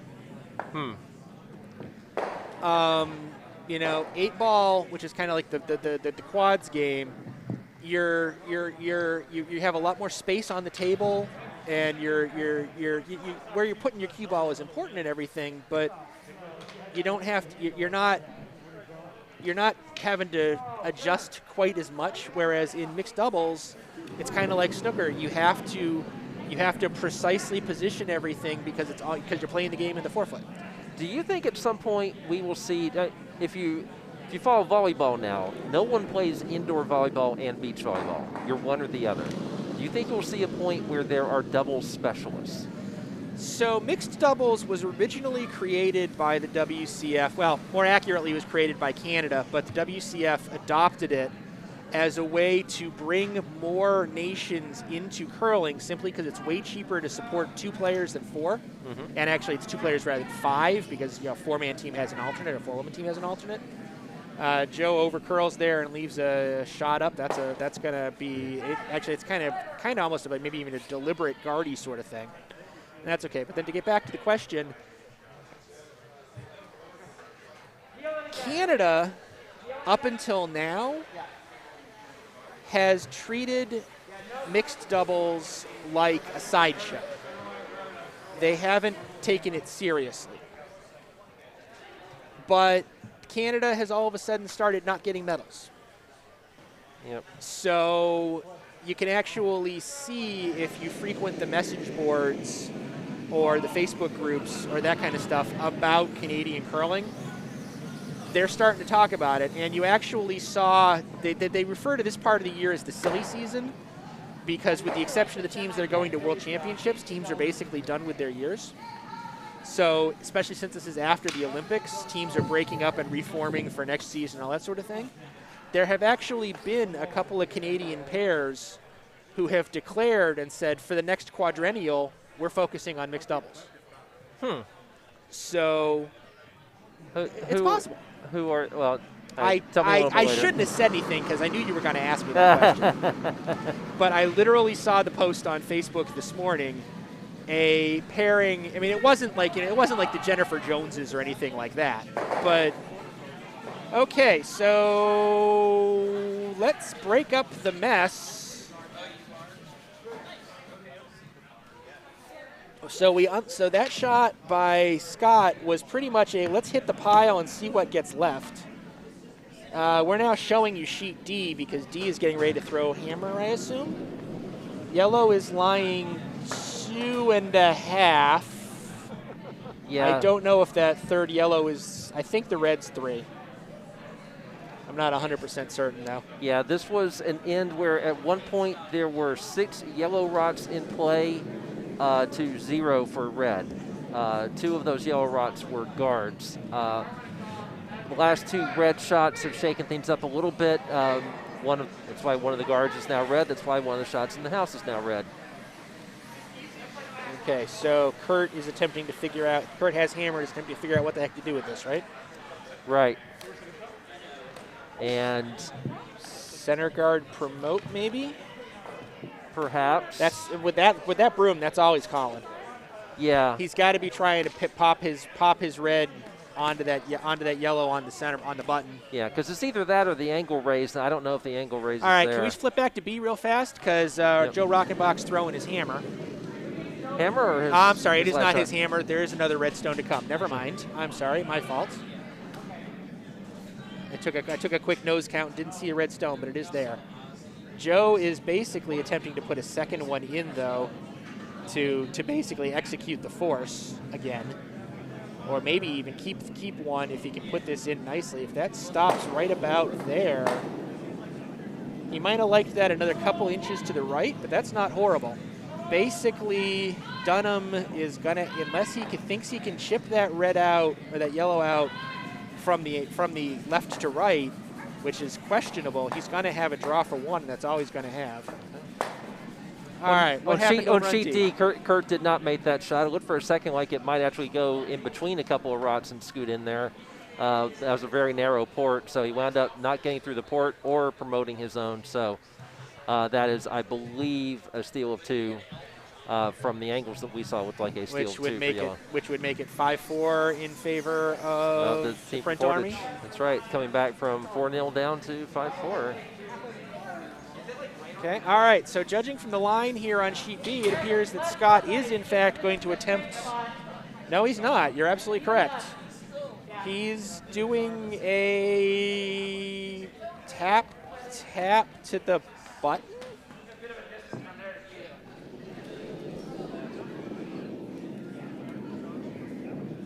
Why would he do a tap to the button rather than a draw? That does not make any sense. Unless he thinks the angles are such that he can make 2 out of it. Scott seems to be playing really aggressively and trying difficult shots, sometimes almost for the sake of trying them, it looks like. Pop, pop, pop. That's too far. That's what was going to happen there. Yeah. I do not understand that decision by Dunnam. If I had a sideline reporter and this was actually the 5th end break of a 10-end game, so we had an opportunity to ask him a question, I'd ask him what the heck. But it's not, and we don't, so we can't.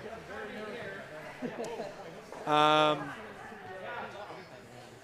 what that does do, which might be an advantage that Dunnam may think, is Dunnam has taken even end hammer out of it. Right. At an international level, even end hammer is worth 3/4 of a point. So he's behind right now, but in his mind, he's basically even.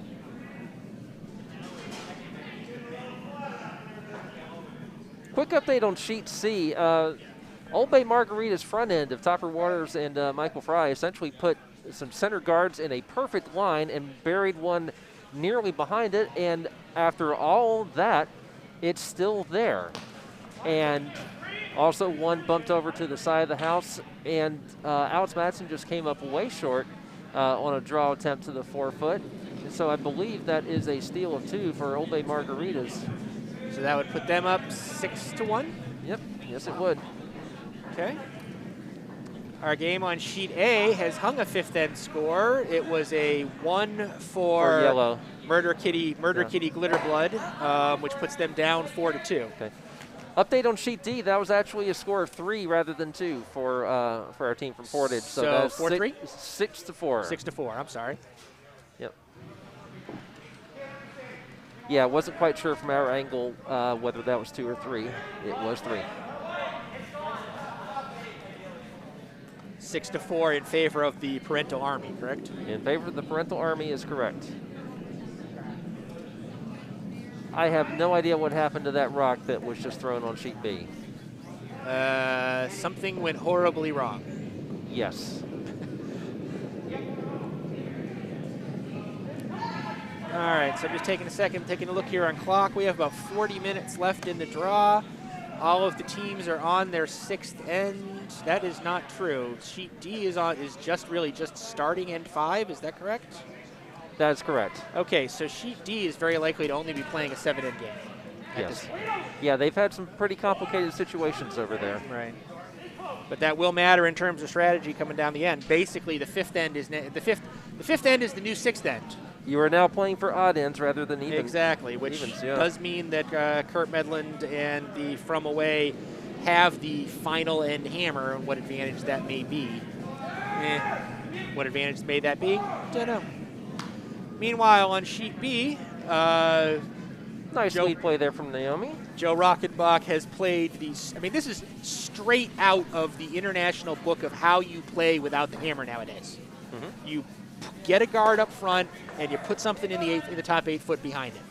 That's, I mean, you'd see Schuster play the exact same thing. The only difference between this and a game you'll be seeing at World Championships in a week is the first redstone wouldn't have picked and gone 6 feet short of the hog. Yeah. Very well executed from Naomi, too. Yeah.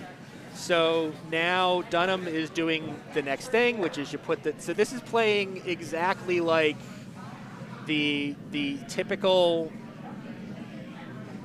playbook at the international level. Which what it means happening is unless a team makes a mistake, which is possible, or unless something weird happens, which is possible, or unless a team deliberately decides to break the book, which happens, this stands up very well for Joe Rockenbach's team to either get that force of 1 or possibly even a steal of 1. It's a very strong position for him. The way that the Dunnams would have to break out of this is they've basically got to find a way to deal with get rid of 2 stones at once. A double, basically. Mm-hmm. And it's not really stood up for that to happen very easily right now.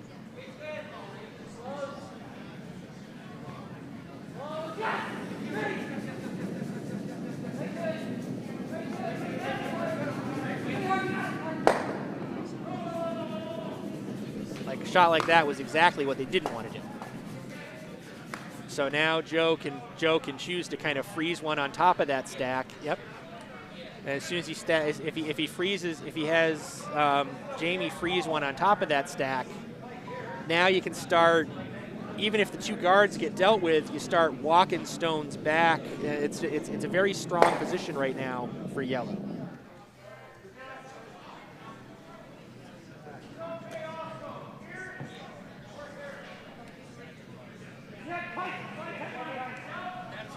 asked for the draw. It looks kind of light to me. It looks extremely light to me. Yeah, when Jamie turns around and starts sweeping. And Jamie even starts to put his broom in the game. Yeah, I think this it may still hog. It's either hogged, or if it's not hogged, it's just barely over. It's hogged.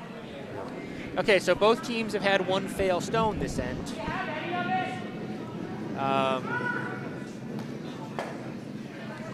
It happens. It does kind of changes the polarity a little bit. Now the Dunnams have an advantage a little bit, but they have to successfully deal with both guards with this stone. In a perfect world, they're going to double those guards out and get the shooter to roll away from the center. It's a big ask, but it is doable. I don't feel like he's thrown enough weight to pull it off, though. No, it's not going to move a ton of rocks. I mean, it opens it up, but Yeah. and I mean they great shot at it, and I'm not. It's a good shot. It opens up the path to the two frozen up front. I guess it's enough, really. It's still early enough in the end that you can go for incremental change. Yeah, it's enough.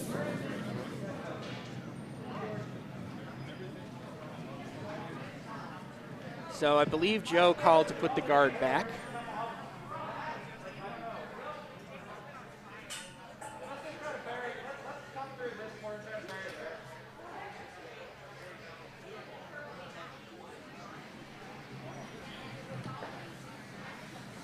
As always, with the Dunnams having hammer, Joe Rockenbach, the fighters of Sakura Ham, are perfectly happy with giving up a 1. They'd be ecstatic. They'd be over the moon if they could force a 1 here.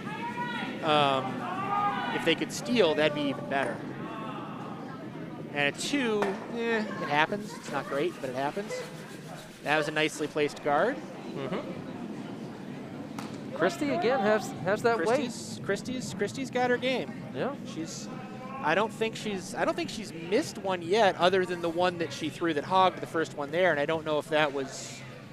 Actually, was that her or was that Jamie? That was Jamie. That was Jamie. So yeah, Kristy's on. Sheet A, I believe they have thrown 12 rocks. I believe 12 rocks are in play. And 11 of them are in front of the house. No, that's not actually true. 3 of them are in the house. Great. Okay, so peel, slap peel. Okay. So remember how I was saying they had to do something to unlock the situation? That's what they had to do.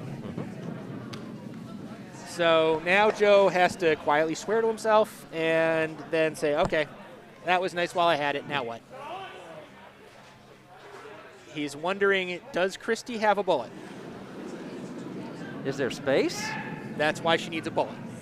All right. She's going to need to come. How much of that rock can she see 100% of the rock? Oh, she's got 100% of the rock and maybe an inch on either side of it. Yeah. All right, so he's got the sweepers on it pretty early. That may have been too early. It's got to cut. It's nope, guard Nope. deal. All right, is anything useful going to happen with the shooter roll? No. Well, okay. Open it a bit. Yeah, exactly. It's not. I'm pretty sure Joe accepted that as a risk.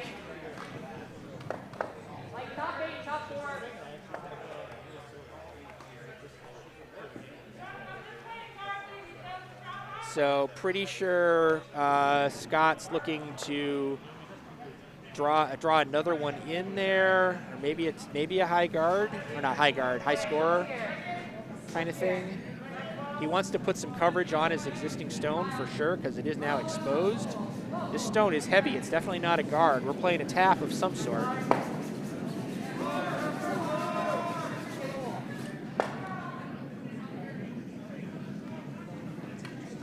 Well, it's an easier takeout for Joe now. Yes, but the question now becomes, what do you do with the shooter? Yeah.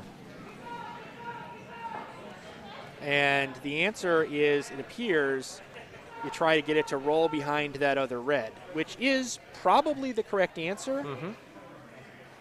Although that red is not completely behind the tall red guard, so Dunnam could still come at it with a high hard one. which would pop the yellow, which would unlock the yellow, pop the yellow out, and probably be sitting 2 at the end of it. Not for sure, probably. So we've pulled out here to the 4 view. Nothing in the house on sheet C. Nope, just taken. Stuff just got taken out. Sheet A, a nice little, that's a very nicely executed button raise. I don't think that was what he intended to do, though, because that was red that threw, wasn't it? Yes, it was. So that wasn't what he meant to do, unfortunately. He turned yellow into shot. All right, Joe throwing his first stone of this end. I believe Jamie thinks that is wide. Jamie thinks that, nobody yet. They're not putting any brooms to it. It is going to chip that one out, probably losing the shooter unless it bites the 12 on the way out. Nope, they're definitely losing the shooter. Yeah. So that's a problem. There's no yellow stone in play at the moment. Red's only got 1 in the house, but they can basically now say, all right, where do we want to put it? And the answer appears to be behind this 12-foot guard over here on the right.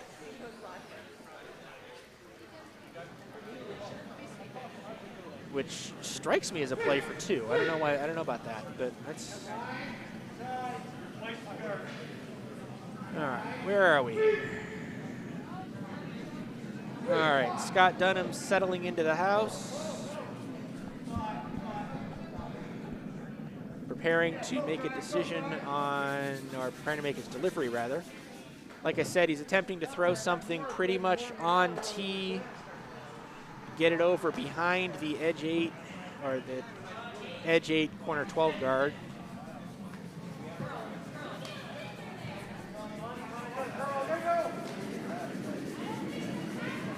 Sweepers are working it pretty hard. Does it have the distance? Does it have the distance? It does. It's on the rings, but did not bury appreciably. No. All right, what's Joe going to do about this? Well, do you try, and this will be a big risk, do you try to freeze to that red? And you have to make it perfect. So, yeah, if you execute the perfect freeze, you've executed a force. There's still a perfectly clean draw line for Dunnam to make the draw. Yeah. So you're not getting a steal out of that. You're forcing the steal of 1, which for Joe Rockenbach, the fighters of Sakura Ham, that's a perfectly acceptable result.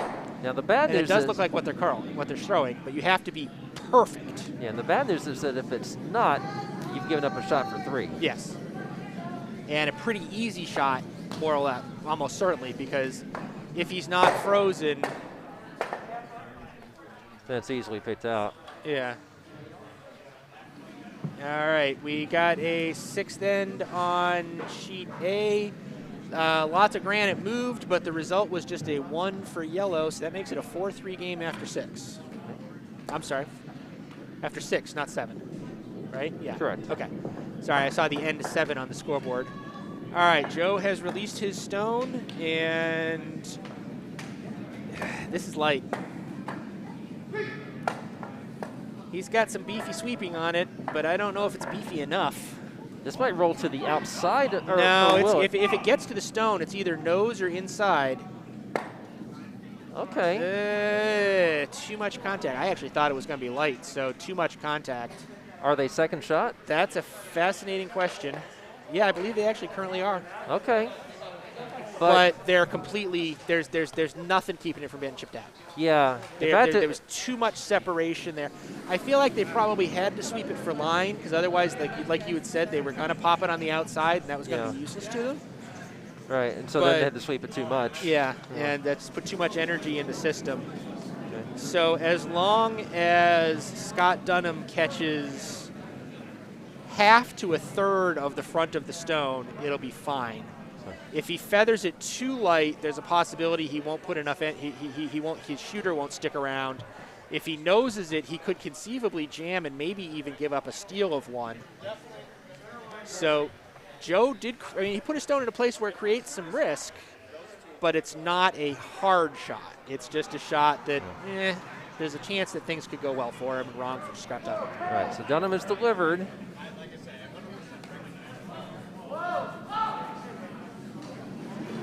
Sweeper's just Sweeper's- bleeding. Yeah, it looks like he's going to catch what he wants. The only question is going to be if the shooter's going to stick. And yes, the shooter's definitely going to stick. Yep. And by stick, I mean stick on the button. So that's a 3 for Dunnam. That's exactly what he wanted to do there. Brings him up to 5-4 lead after 6. He feels plenty of time on the clock. He feels good about that. Scott Dunnam has to be saying to himself, okay, I played that right. I've got my 3. Everything's good. And I, while watching that, did not see the where the final rock wound up for on sheet C, but it looked like the end was setting up just fine for red. No, red definitely scored. Red definitely scored because they're going first. Just one of those ends where just yellow, the team from Team Maxon could not get anything done. It looks like he had an impossible shot at the end. So to be honest, I'm surprised they're playing on at this point. Although we have not been seeing people shake hands after 6 or fist bump after 6 here. No. Even the game that was, I believe, 7-0 or 8-0 after 6, they continued to play.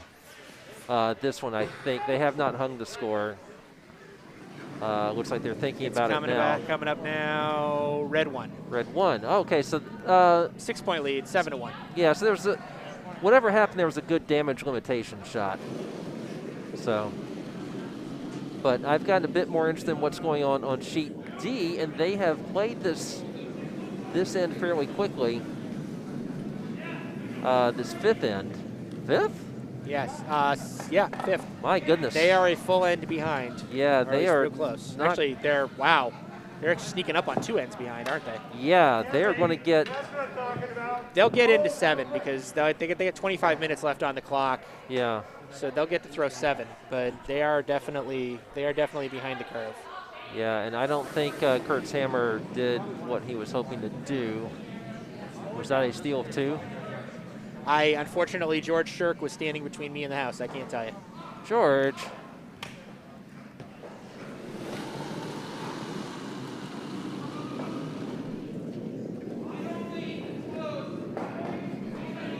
All right, over here on sheet B, we're working our way through the lead stones, just kind of setting up this end, see what we got. We're throwing the second red stone right now. They had the center guard, and they are doing the draw behind because that's what you do.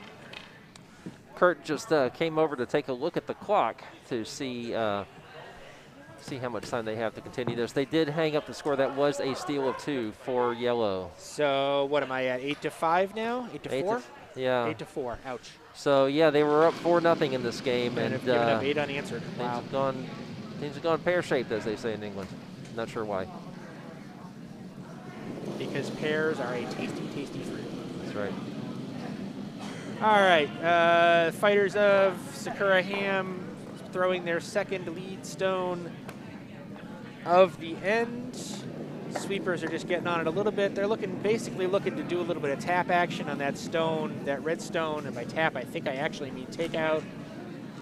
Looks like a nice clean nose. I don't think it's going to go out. I think it's only going to sit back 12. Yep. But he's got a catcher. Yeah, that's exactly not the worst thing. that might be what they had in mind. Set up a wall. Yeah, I think what might be most frustrating for Joe and company is that they got such good lead play in that first end and that last end. They were set up pretty well, and then things just started to go awry. Well, it's Dunnam made a perfect shot when they blew up. They both, not only did they blow up the front, they also took out everything in the house. And at that point, everything, you can't defend against the perfect shot. Right.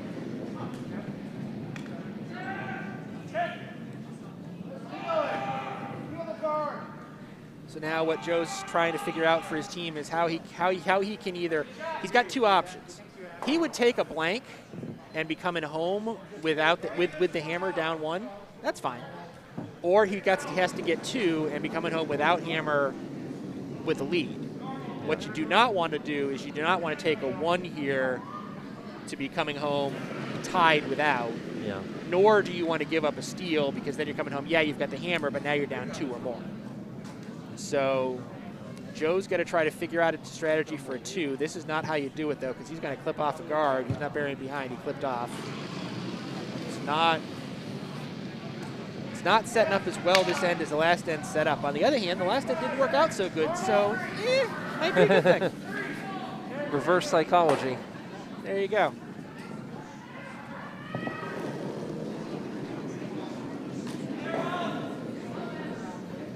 So Dunnam is now going to attempt to remove that stone from the top forefoot.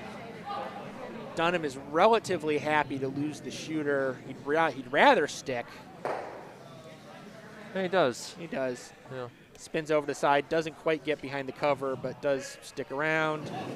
So Joe is going to ask to hit that, and he wants to roll just to the outside a little bit to get behind the cover, but he also wants to remain at least half in the 8-foot so that he's shot. Maybe it's not quite as critical yet. It's still pretty early in the end, but there is that red stone in the back 12 just nibbling the back 8. This is not crossing face. It's going to nose or roll to the inside. Something noteworthy on sheet C is that we just saw a triple takeout by Travis Scotts, I believe it was Travis Scotts from Team Maxon. Bad news is they only have one of theirs in play, and of course they need to score about 6 in this end. Yeah, at least 5. At least 5, but still have to be happy when one of your last shots is a triple takeout. Sure. All right, Erik Sheets. No, I'm sorry. We're up to vice stones already. Andy Dunnam throwing his stone, attempting to pop the Sakura ham stone out. He gets just enough into the system. Yeah. Loses his shooter. I don't think he cared. So what are we doing here? Joe is kind of is he pushing that, freezing it? Okay, Joe's starting to think about the blank. Joe has realized that with this setup, he's not likely to get 2. So he's like, okay, let's start playing for the blank, and lather, rinse, repeat, coming home in the 8th, and see if we can get our 2 in the 8th.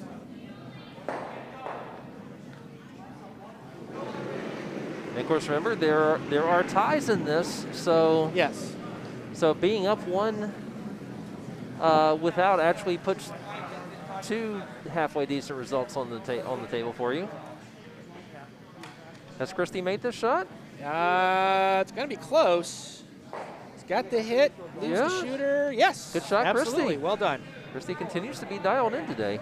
Kristy's throwing solid. I feel like my overall grade for this game would probably be a solid 85-90%, maybe slightly better than that, but that's probably the neighborhood. Frankly, that's a good enough neighborhood right there. You throw, if your vice throws 85 to 90, you're going to be in a lot of games, and they're in this game. They are.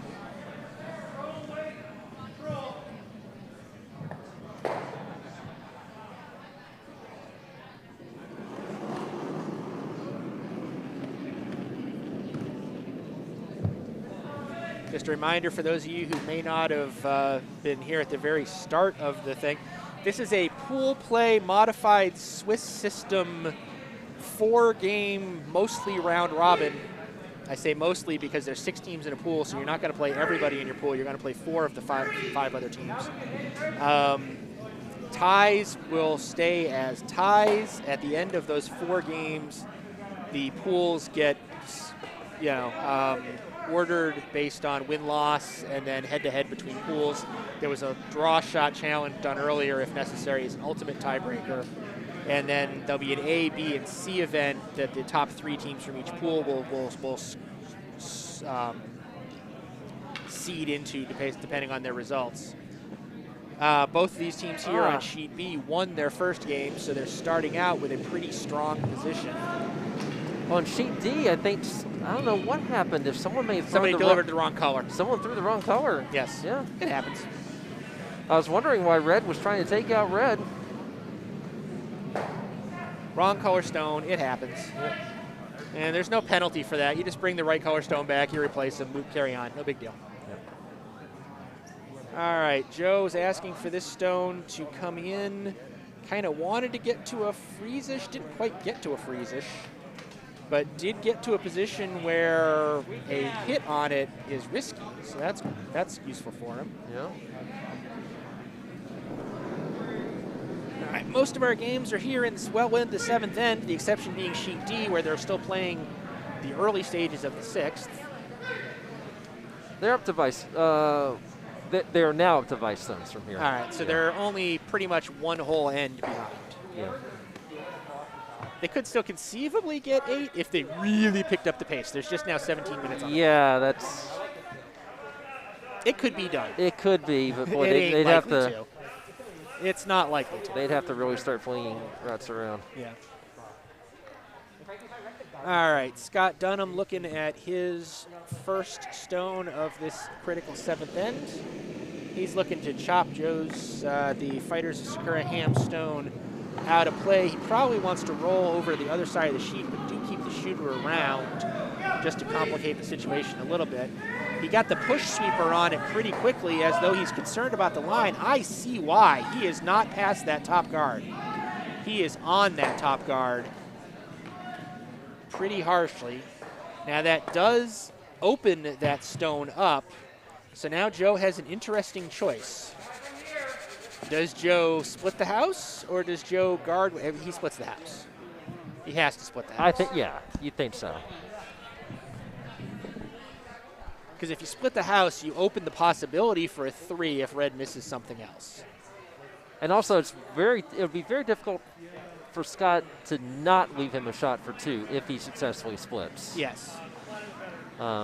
Assuming he doesn't leave it somewhere where they can be doubled, but if he can get it anywhere behind the yeah, and the shot that he called would be undoubleable. He's looking to get to be at equally high as the stone that's in the house currently, on or even over the center line behind the cover. That would be pulling. If he puts it where he wants it to be, that's an undoubleable stone. That's perfect. And bear in mind, he has an excellent sweeper right in front of him. He does. And, you know, Jamie's not that bad either.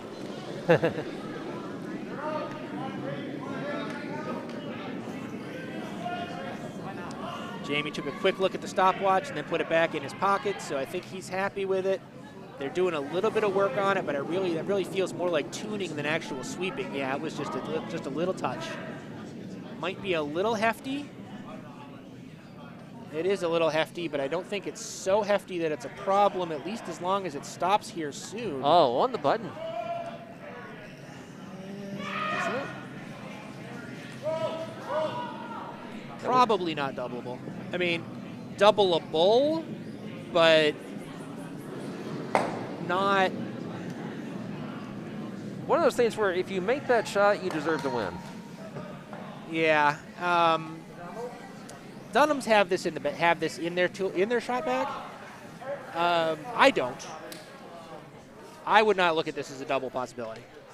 They're looking at it as a double possibility, or at the very least, they're looking at it as a hit the yellow that's out here in the 8-foot and roll over on top of that yellow stone on the button. That's just as good, really, because that takes the 2 out of play.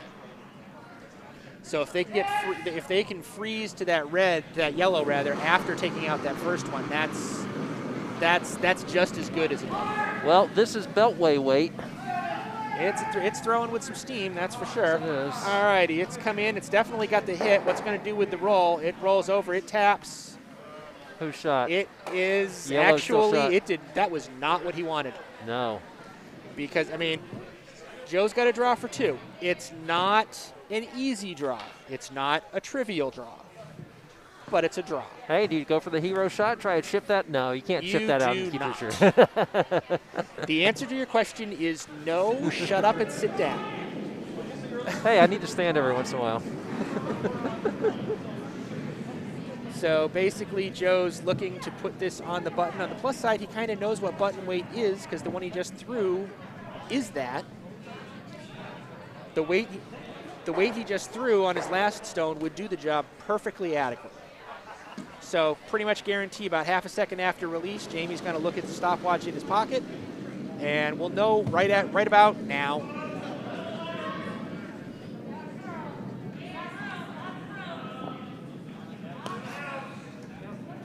They're scrubbing, but it's not the panicked scrub of, oh my God, we're short. I'll give you a sheet C update after this. He might not. They might not have been scrubbing like they're short, but I think he is short. He is short. Yeah. So it only comes up with a 1. We're tied coming home in the 8th. On sheet C, that triple takeout actually opened things up a bit for Team Maxon. And then Old Bay Margaritas, who juggled their lineup, George Shirk is now throwing skip rots.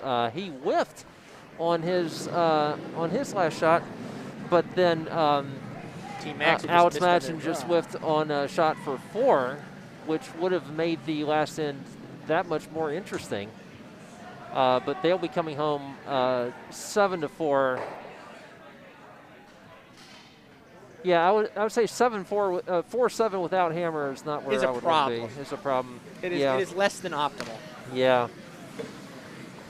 So, trying to get a good look at sheet D now to see if there's a chance that Kurt and company can get back in it after giving up 8 in a row. And right now, it does not look good. No, there's 2 yellow stones in the house, and Kurt just left his first one short. Well, no, not that short. Actually, maybe deep enough. Perhaps deep enough to be shot. My angle, it's a little questionable. Have to get multiple in this end, though, because they're not going to get an 8th end in this game. The clock just went past 11. Exactly. It's where we had 10 minutes and 55 seconds left on the clock. You can play an end in 10 minutes, but you can't play an end in 10 minutes and score 3. Right. That's a very high guard on sheet B. Yes, it is. I'm pretty sure he likes the center guard, but I don't think he liked it quite that high. I think he would have liked it more as a 2-3. So basically, they're both playing for 1 point. Dunnam's got a much easier play for 1 point because he's got the hammer. So as long as he can keep a draw lane open, he's got to draw for the win. Joe's got to figure out a way to be sitting 1 at that end there with nothing, with stuff in the way. And that's a very challenging book to play. Well, I mean, you have to say, if you're a couple of third-year curlers, which Jamie and Kristy are, to be in this position against the Dunnams. It's the beauty of curling. That's the beauty of curling. That's right. I mean, there are bonspiels out there every year where usually in exchange for charity, but you can be Joe Curler. You can go out there and you can play, and you can have John Schuster as your skip for a bonspiel. They do that every year in Minnesota as a fundraiser for lupus, actually, where you bring a team of 3 and you bid on a celebrity skip, and you get to play with a Team USA person or Janet Jones, not Janet Jones, really. Jennifer Jones, yeah. Jennifer Jones has been there occasionally. It's A-list folks, and it's all for charity. It's all for fun. But the international players don't begrudge that at all. They consider it a fun part of the year. It's the beauty of the game. I would love to hear Matt Hamilton yelling instructions at me. I think that would be. I think Matt ought to be a narrator of some kind. He just has that kind of voice. Sheet A, incidentally, I don't know if you gave a Sheet A score update. I did not. You can tell it's just hanging because the number is still swinging. Yeah. Right, but the Hurricanes from Triangle just scored 2, and so they're up 6-3. Right. Without hammer, but still in very good shape. 3-point lead is still quite useful. Yeah. On Sheet C, Dunnam. Oh, that's an unforced error for Dunnam. He was trying to get behind his corner guard and slid all the way through the house. So that gives the fighters Sakura Ham a little bit of a lease on life. They've got a center guard, they've got a corner guard, and they're about to try to draw behind into the forefoot. That could start to make life interesting. Yeah. Sorry, carry on. Well, Sheet C, incidentally, Old Bay Margaritas have thrown their first 2 shots through. And Sheet D is bumping fists, so they have conceded. They have conceded. I think that may have been 2 red in the stitch net. Wait, 2 red? Couldn't no. have been 2 red. No. They would have kept fighting that. I did not see what happened there. Unfortunately, Jamie tipped their guard. Yep. So now they've got an extra guard. That's not really bad, because if you're trying to steal, the idea is to clog up the front of the house. Well, there's 4 stones in front of the house right now. That's good for them. Unfortunately, they don't have that scoring stone yet, so that's a problem.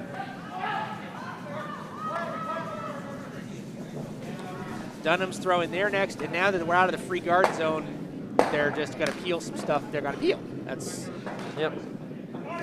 So right now, Joe's trying to figure out how to make a point, and Scott Dunnam's just trying to figure out how to make it so that he has his final draw with as large of a target as possible. That's all we're doing here. That seems like a lot of ice, unless he wants Jamie to. He's pulling a center guard. He's still playing the guards. All right. He called this for a tight 3 guard. I don't even know that he even wants it in the house. Sweepers are off of it. It does look like it's going to end up pretty close to the center line. Yep. And touching 12? Yeah, touching and that's 12? fine. The free guard zone's over anyhow, so it doesn't matter. It's going to be a target either way. Yeah. The tricky part is it's actually he has Scott's given Erik. Scott's giving Erik the idea of, hey, let's see if we can double out 2 of these.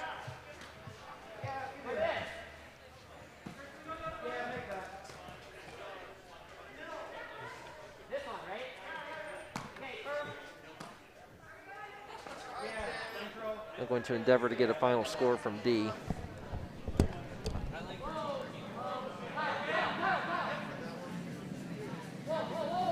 Stone is on the way from Erik Schulz. He's not doubling it. He's just chipping out that one that was just delivered. They're okay with that, really. And Joe's asking for it to get put back.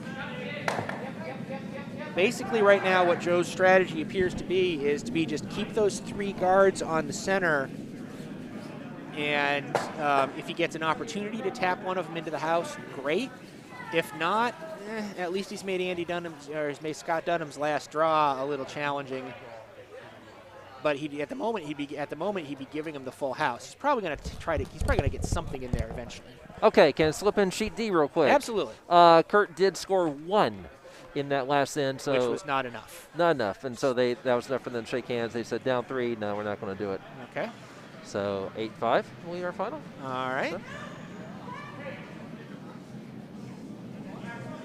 So Joe once again asked, while you were up, he asked Kristy to put a 3 guard up on the center line, still maintaining that strategy of trying to own the guard space for either a later tap in or something of that nature. Didn't quite come all the way to the center line like she might have wanted, but that's okay. Scott's basically telling Andy, I think those are lined up to double them both out. Or alternatively,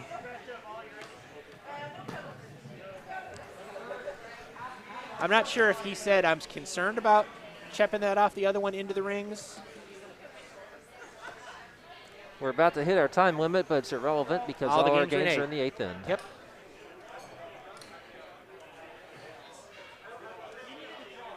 And just a reminder for those of you who may have recently joined, ties are allowed in this round, because all it's going to matter is the win-loss records at the end of their 4 rounds of pool play.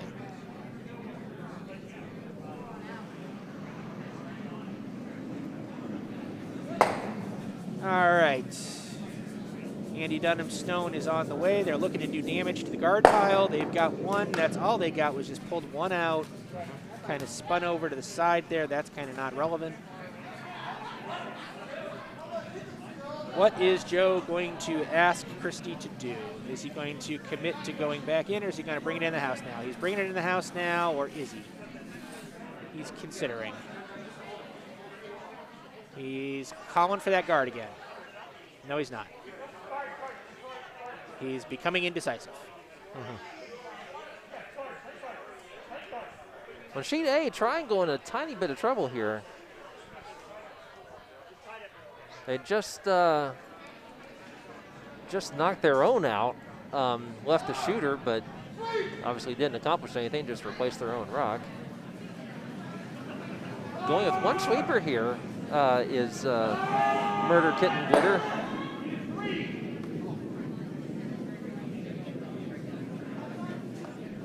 And one sweeper is enough. Well, a little bit. Ish. Yeah, a little unlucky there. Kind of hoping to get the red one out the back, but they got the yellow one instead. All right. Well, another center guard for Kristy. Yep. I mean, it's technically what was called. Yeah, So she's throwing what she has thrown. What has been asked for. She has done her job. If they lose this game, it is not on Kristy. Absolutely not. It's really not on any of them. This has been a close, hard-fought game. It really has, and yeah, it was a tremendous shot from Scott.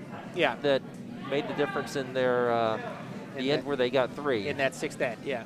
Right, and that's been the game at this point. Other than that, it's been played out of the book. Mm-hmm.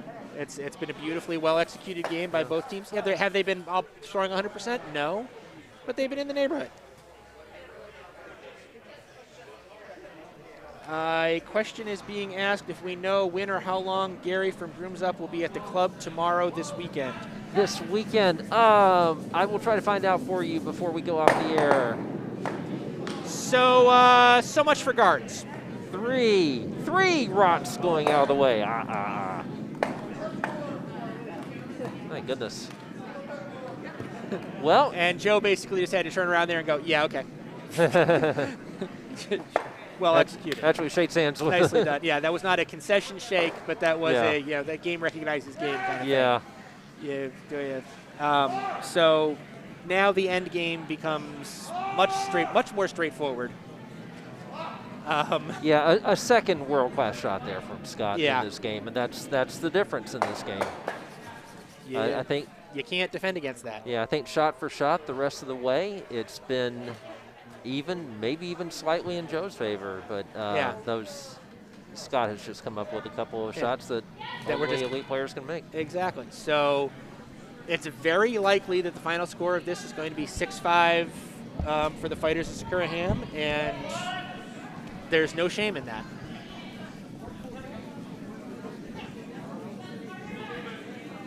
Joe's trying to draw behind the cover on the side here to at least create a little bit of interest. He's going to brush the guard. No, he gets past the guard.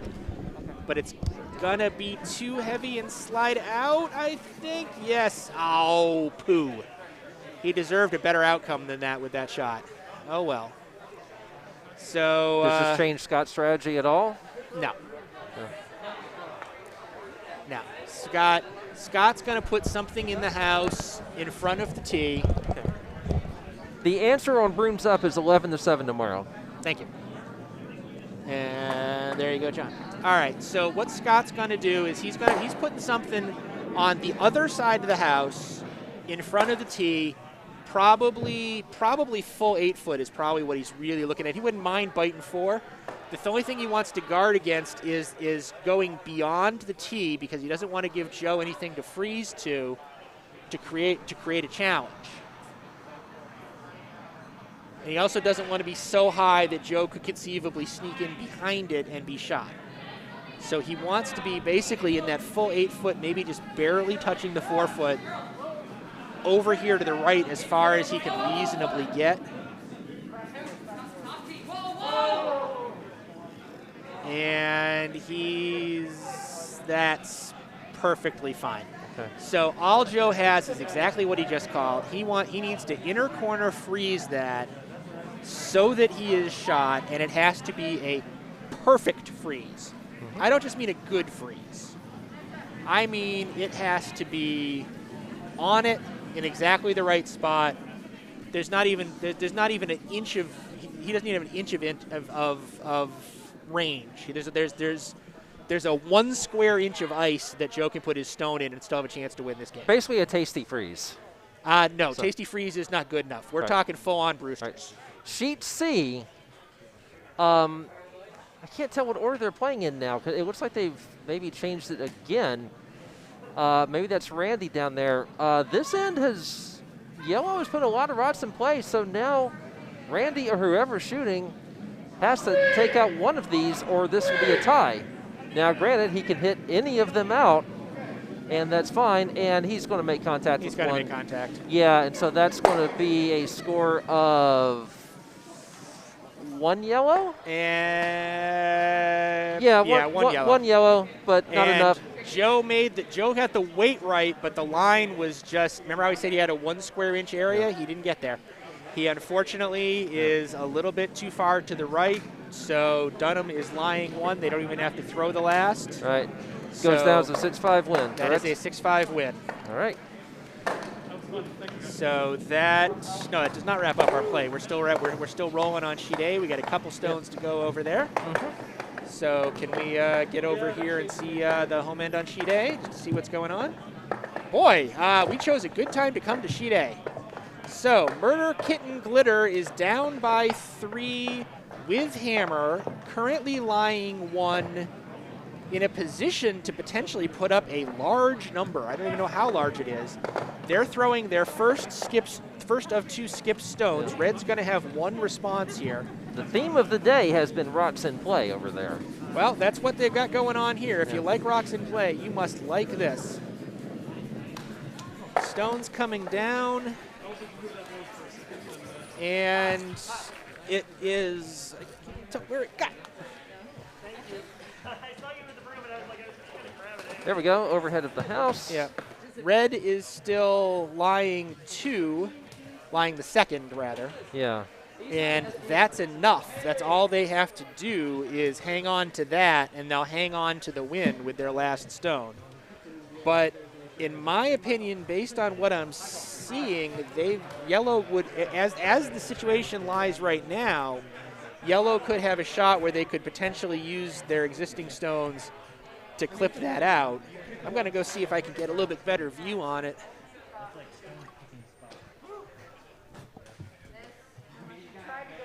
So there is, in front of the house, there are 2 guards. There's a red stone just to the left of the center line. That's probably not affecting the situation much. There is a yellow stone just to the right of the center line that is in the way of doing the double promote that I'm referring to, but it's usable for it would be a triple promote, but it's perfect. It's doable. Both of those stones are just off the top of the screen as you're looking at it right now.